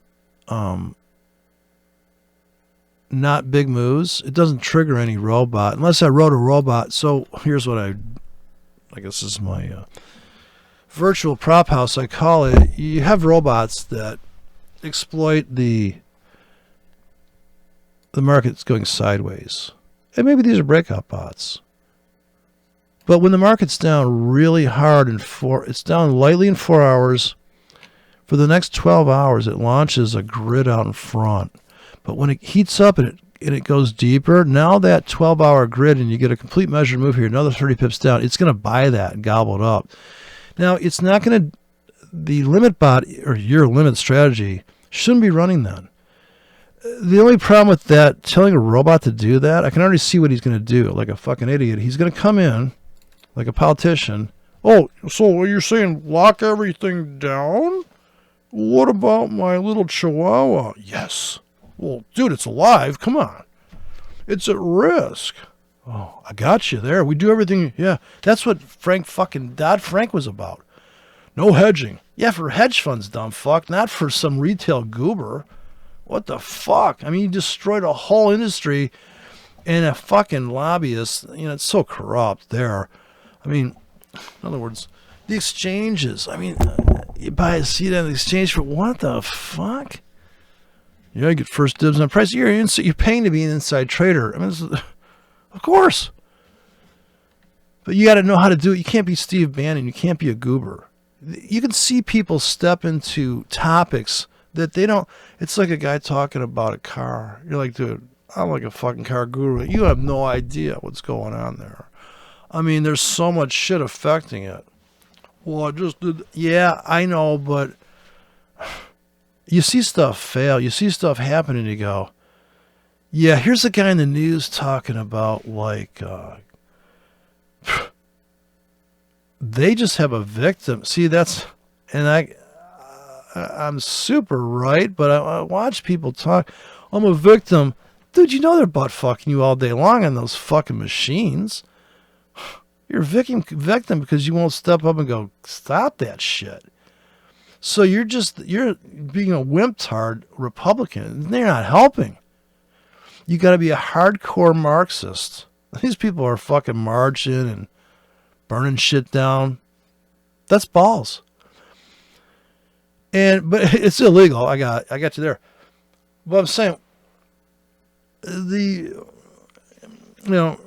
financial people, they'd rather just move money around and do stuff. They don't want to. We have to deal with all this stuff. So, anyways, getting back to the market, I guess I got lost there. No. So I can see the dumb shit the robot's going to do, just like a politician. And some of the dumb shit here would be, okay, well, I don't want to get in here because even the robot's going to get in there. He's going to start putting limits. I'm like, yeah, but I see this. The robot don't see that. And I couldn't program a robot to see that. I want to start buying here. And then I can ride it all the way back till it comes back to there. I don't think I'd wait for that. I'd be out here. There's plenty of time. That's too much. That's time. And here, if I drop the scripts here, they have to last like all week. But that's okay because when the market's here, I can drop the scripts based on that. And I could have them all the time, and you have to redrop them if they expire. And then you think, oh gosh, damn it, I missed that entry. You got to extend the expiration so they will fill this rack. But then I overfill, and holy fuck, it went down again. Right. So there may be 30 pips off the bottom here you could make. But this kind of trade is more available to the guy that has the, and I can back test that, and I have tested it. I got a robot that I built, and I don't know if it's realistic because it's laying in so many fucking tickets. I think that the strategy tester will let you put in about, I'd say maybe 5,000 tickets, where the broker on a live account only allow you 1,000 tickets. So I had this robot, and I put a 1 week expiration on the tickets, and it has a symmetrical buy sell limit strategy. And on a certain data set, when the market makes a certain swing, it just cleans up. It puts in buy limits like this that lasts all week. And it just keeps running them and running them. And you can only imagine, it lasts like, all week. So this is, they're here all the whole time. And not to mention that every time the market comes down, it lays in another weekly, and it's already got filled on this one. Now, I put a 300 pip stop on this robot. And I notice I've put a 300 or 400 pip stop to make like 200 or 300 pips. There are certain data sets, there are certain times in the history where that thing just looks like the holy grail of robots, naturally, because it's just getting in this thing. And I mean, when it comes back off the floor, it's not looking to make no double ratio. And it is going to get stopped out of these puppies, but it made so much here because they're stacking up. I mean, by the time we get down here, it's auto martingale, even though it's running the same script, because these guys, what it's doing is it's running a hard-coded drop. And why I should run it. I think I call it a swing trader or something, swing something. Because I know it's going to have monster stops. And this is for, nano accounts even, because it is too much punishment. I think on a nano account, this strategy will run great. The spreads are typically wider on a nano account, and they're doing that because, well, fucking A, it's such a small ticket. Everything has a side effect. So if you're trading in a $100,000 account, your spread's probably zero all day long with a commission, on the euro. Almost zero all day long. And that's different than this giant swing trade bucket capture of extreme trades. So yeah, as it's coming down here, it's hilarious because I look at the thing on the trades. It's hilarious to watch these strategies play out where you're getting in. So by the time it gets in here, I mean, there's so many tickets. But after this 4-hour drop, it's dropping every 4 hours. The next rack comes in super deep. See, it drops that rack there. Yeah, this. So when we drop this rack, it lasts for a week, and it goes down. There's another rack, down another rack, and the big bot comes in here. So there's like I said, the bot that's dialed in to capture 100 pip. It throws the weeklies out. Now the next robot comes in, and the trigger threshold is maybe between 80 and 100 pips. That robot is called up. That shouldn't be too hard to write that. I'm going to have to say that I should have somebody write that. I have to pay him, I guess, because I can't find nobody watching the channel apparently can do it. So that's okay. I can't do it. So we have a unique bot that if he sees 100 to an 80 pip sell-off, he's like, dude, let's throw a rack in. It lasts for a week, and I'm presupposing I don't got time for this, like, 911 girl.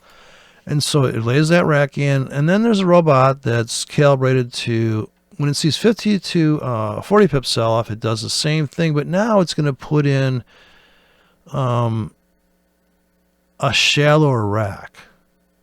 So we have the monster rack that this big sell-off triggered a rack of pendings. This one put in a shallow rack of pendings. This sell-off. And we're going to have a cutoff point. If we get a bar that's under 30 pips, ain't no limits coming in. And if they do come in, very shallow limits. So we could actually have a series, maybe 5 levels of limit bots, a 40 to 120 pip range. And, of course, we run this on multiple currency pairs because we can take advantage of some of these screaming moves. Now, in the guppy, this may be a 300 pip move. And if I haven't written a 300 pip robot, because it's going to cost more money to run that, it'll make more money, but it costs more money. Or that strategy would, But you can only imagine that. So these bars under the 30 pip threshold, no trigger, right? Then we got to give a sell-off. We run some shallower limits based on that. Now, mind you, every 4 hours, it assesses the market. And, of course, in this case, maybe it is putting in some shallow sell limits. So it's going against the market. And then we get this nice juicy sell-off, another sell-off, and then we're long this thing. And now it starts making money just because it has targets that are also automatically scaled out. And it would start putting in, this would trigger a sell limit rack. This would trigger a sell limit rack, which came in handy if they lasted all week up here. And so we drift down and no trigger. Now I would intervene on top of the robot. So we got the robot running, and maybe we close all open and pendings if we're really up in the account. We're going, you know what? And all these unique robots have launched all of these trade plans here, based on just a 4-hour price action of each price action. each price pulse, like the call of each bar, each price move. So a big body is going to call up the robot, and it's going to go a counter trend trade or a contrarian trade is going to be initialized there. It launches that plan. And to be fair, we're going to put in, try to run both the buy and sell versions. So what's good for the goose is good for the goose, right? And so that's what we're going to do. And then let me move forward in the chart, walk forward here. So we don't know what's coming next. You have to have, I fix the scale so we can really just pay attention to, this is a 200 pip window. So with that same strategy, of course, you could do a little bit better job by, in addition to the limits, you know, it's down hard, you buy at the market. And now you don't make a lot of pips on that, but it's okay, get the grid. And you buy at the market, I hear you made a few pips. You buy at the market, buy at the market, buy at the market. Now you'd have to hold those. And you're buying because it's down at the market. And that trade, given the right targets, made money. And by the same situation, you would do the opposite version of that. I'm trying to do a quick... get these. So you're going to go...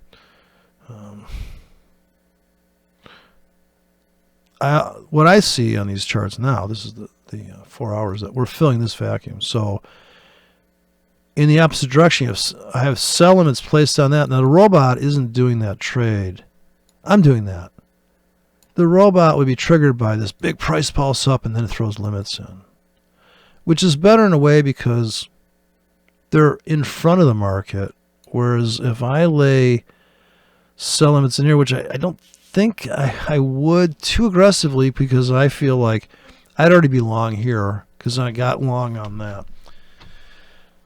I guess it's complicated, right? Because people ask me, how do you manage all those orders? Well, they manage themselves, and I will close all up in pendings. So if I got in, say I got into my buy limit thing here, and maybe the robot had triggered by these shallow sells with shallow tickets with great ratios. So not every ratio is good on these things. Bad and good ratios blended. Big up move, right? Now, if I'm hand placing limits, I'm just going to put them in a sell limit here. And this is very precise. And I'm selling that window because every time they wick up and they cash out, wick up and they cash out.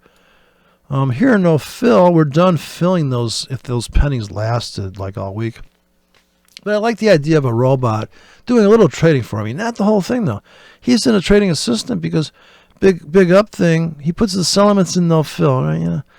And that's why I'd also have a at the market bot.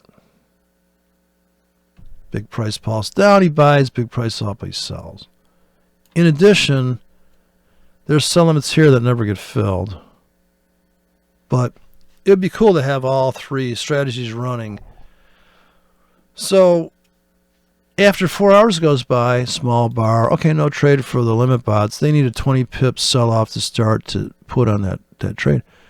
We get a 20 pip sell off, I think here. It puts limits in, but how long do they last? Because if they last long enough, this is a great trade. But I would have done that manually.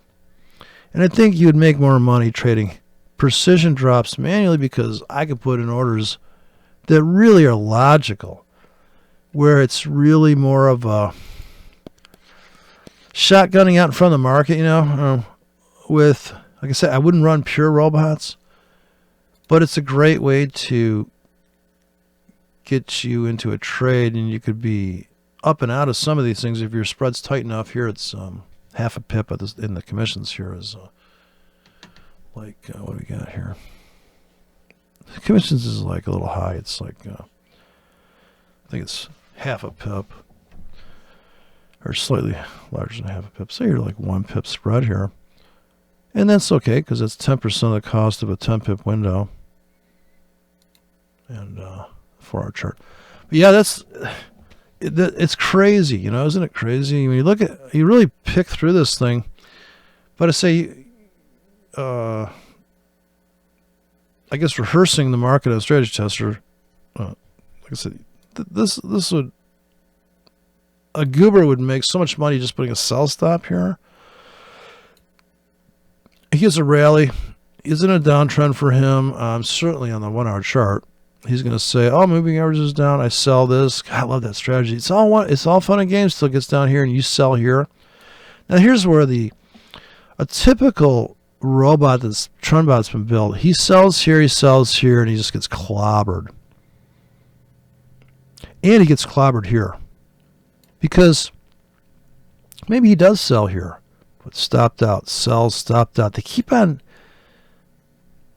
This whole week is just destroying or not triggering that beautiful. God, I made all this money here, but holy shit, I'm literally lost 30% of my money letting that strategy and waiting for my indicators to catch up. They finally caught up. I finally put a little bit of money in. Boy, I tell you, that's tough sledding. So I'm living in an 8 hour window. I'm actually going session to session on my system because I wouldn't even be involved in some of these buys. On the demo, I'm getting in like it's a demo. So I bought that. And I made money back here because I bought so heavy on Sunday night. You have no idea. I actually cashed out here. I made so much money. I was in so big here that whatever I lost on that sell-off, and I wasn't in too many tickets, and they could stop me out. The dynamics is constantly changing in here, and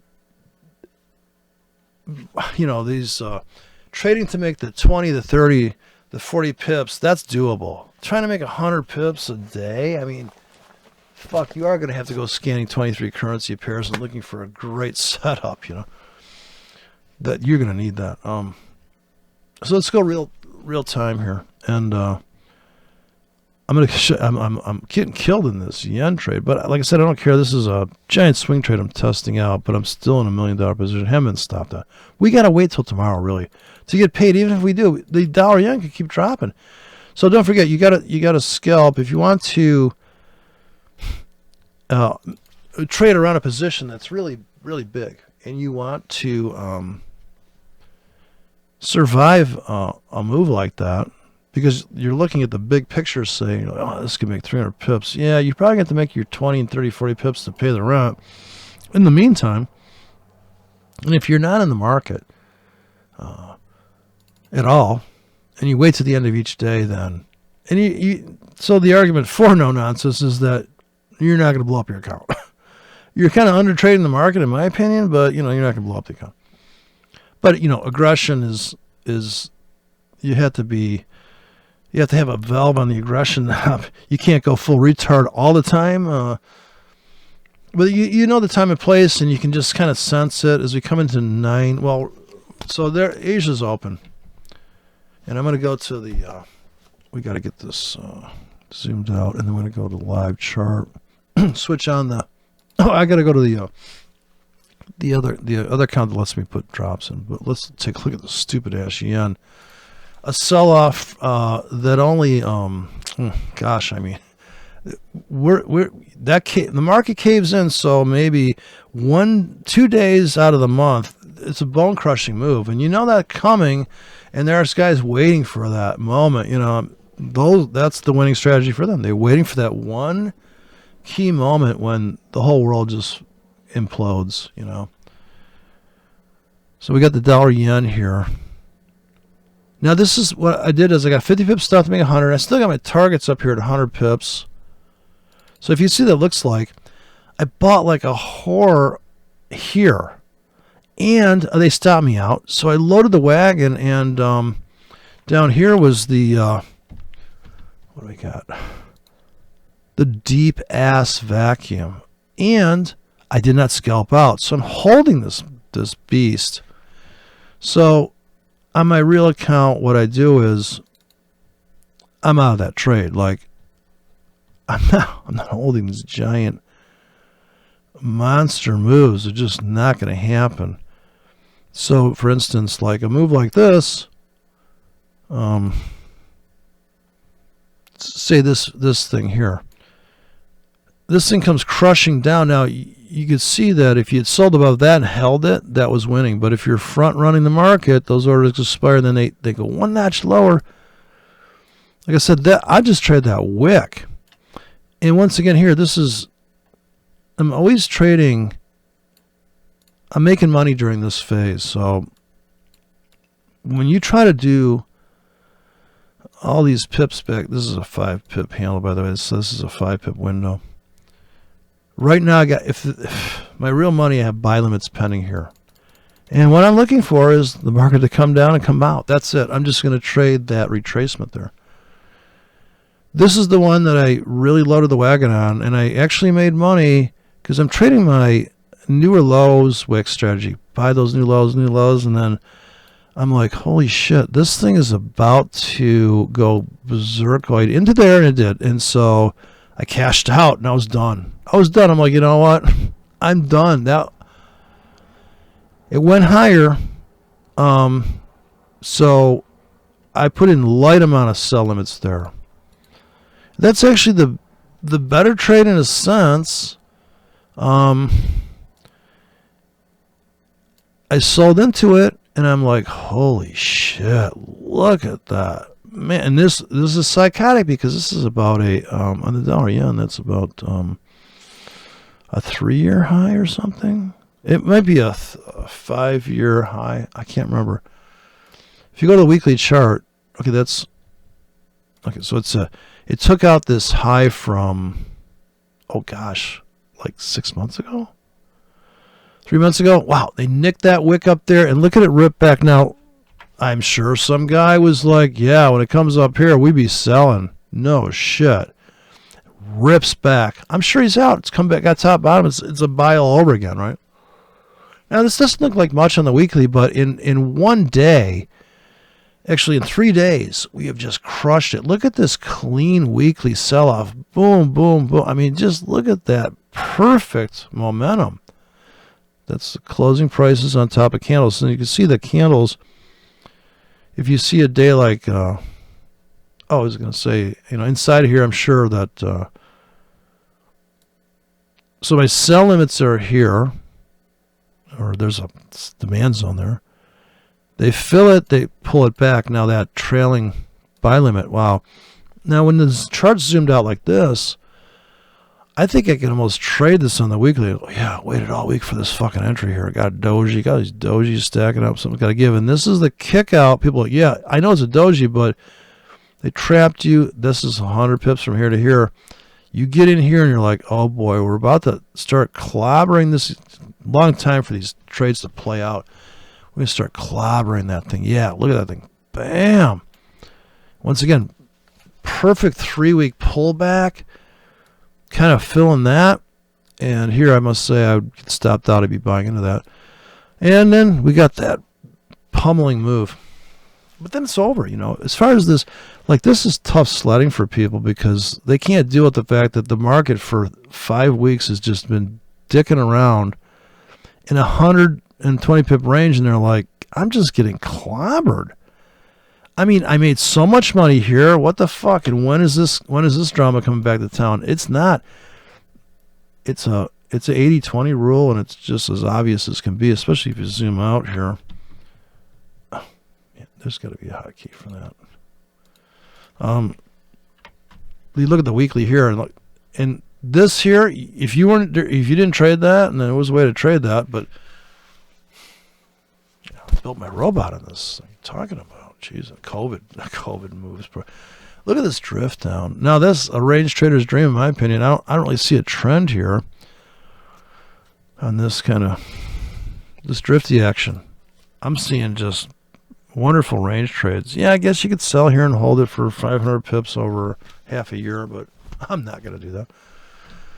So you got to know yourself, right? But yeah, we're waiting to get paid on this.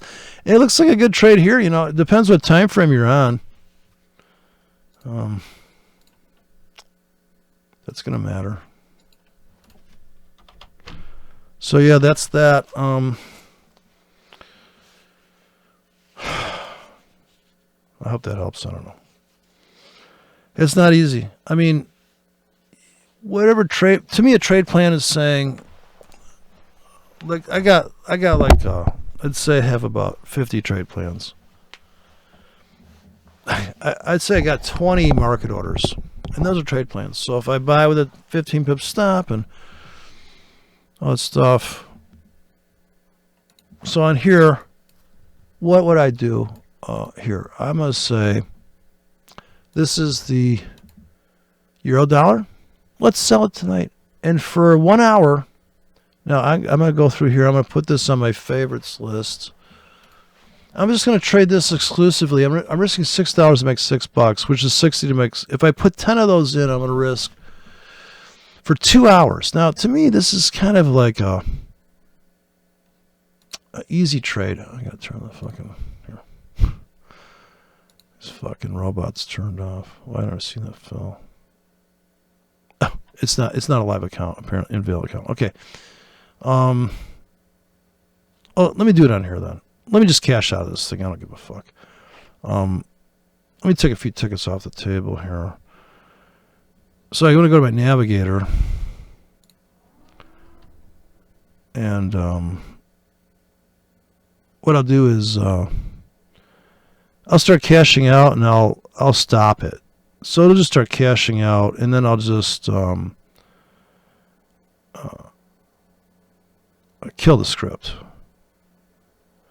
And we can kill the script by, I think, changing the time frame. Let's see. Okay, it's starting to cash out.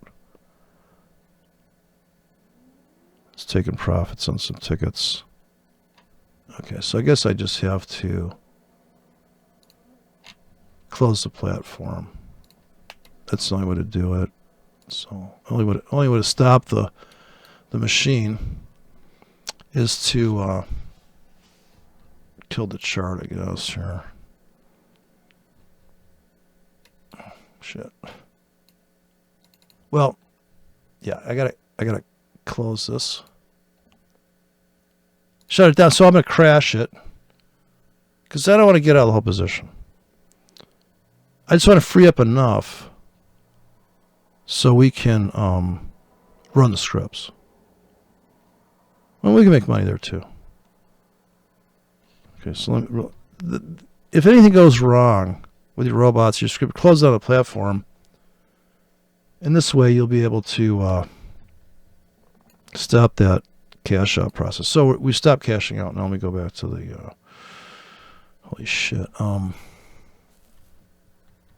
find the chart. I got so many fucking charts in here.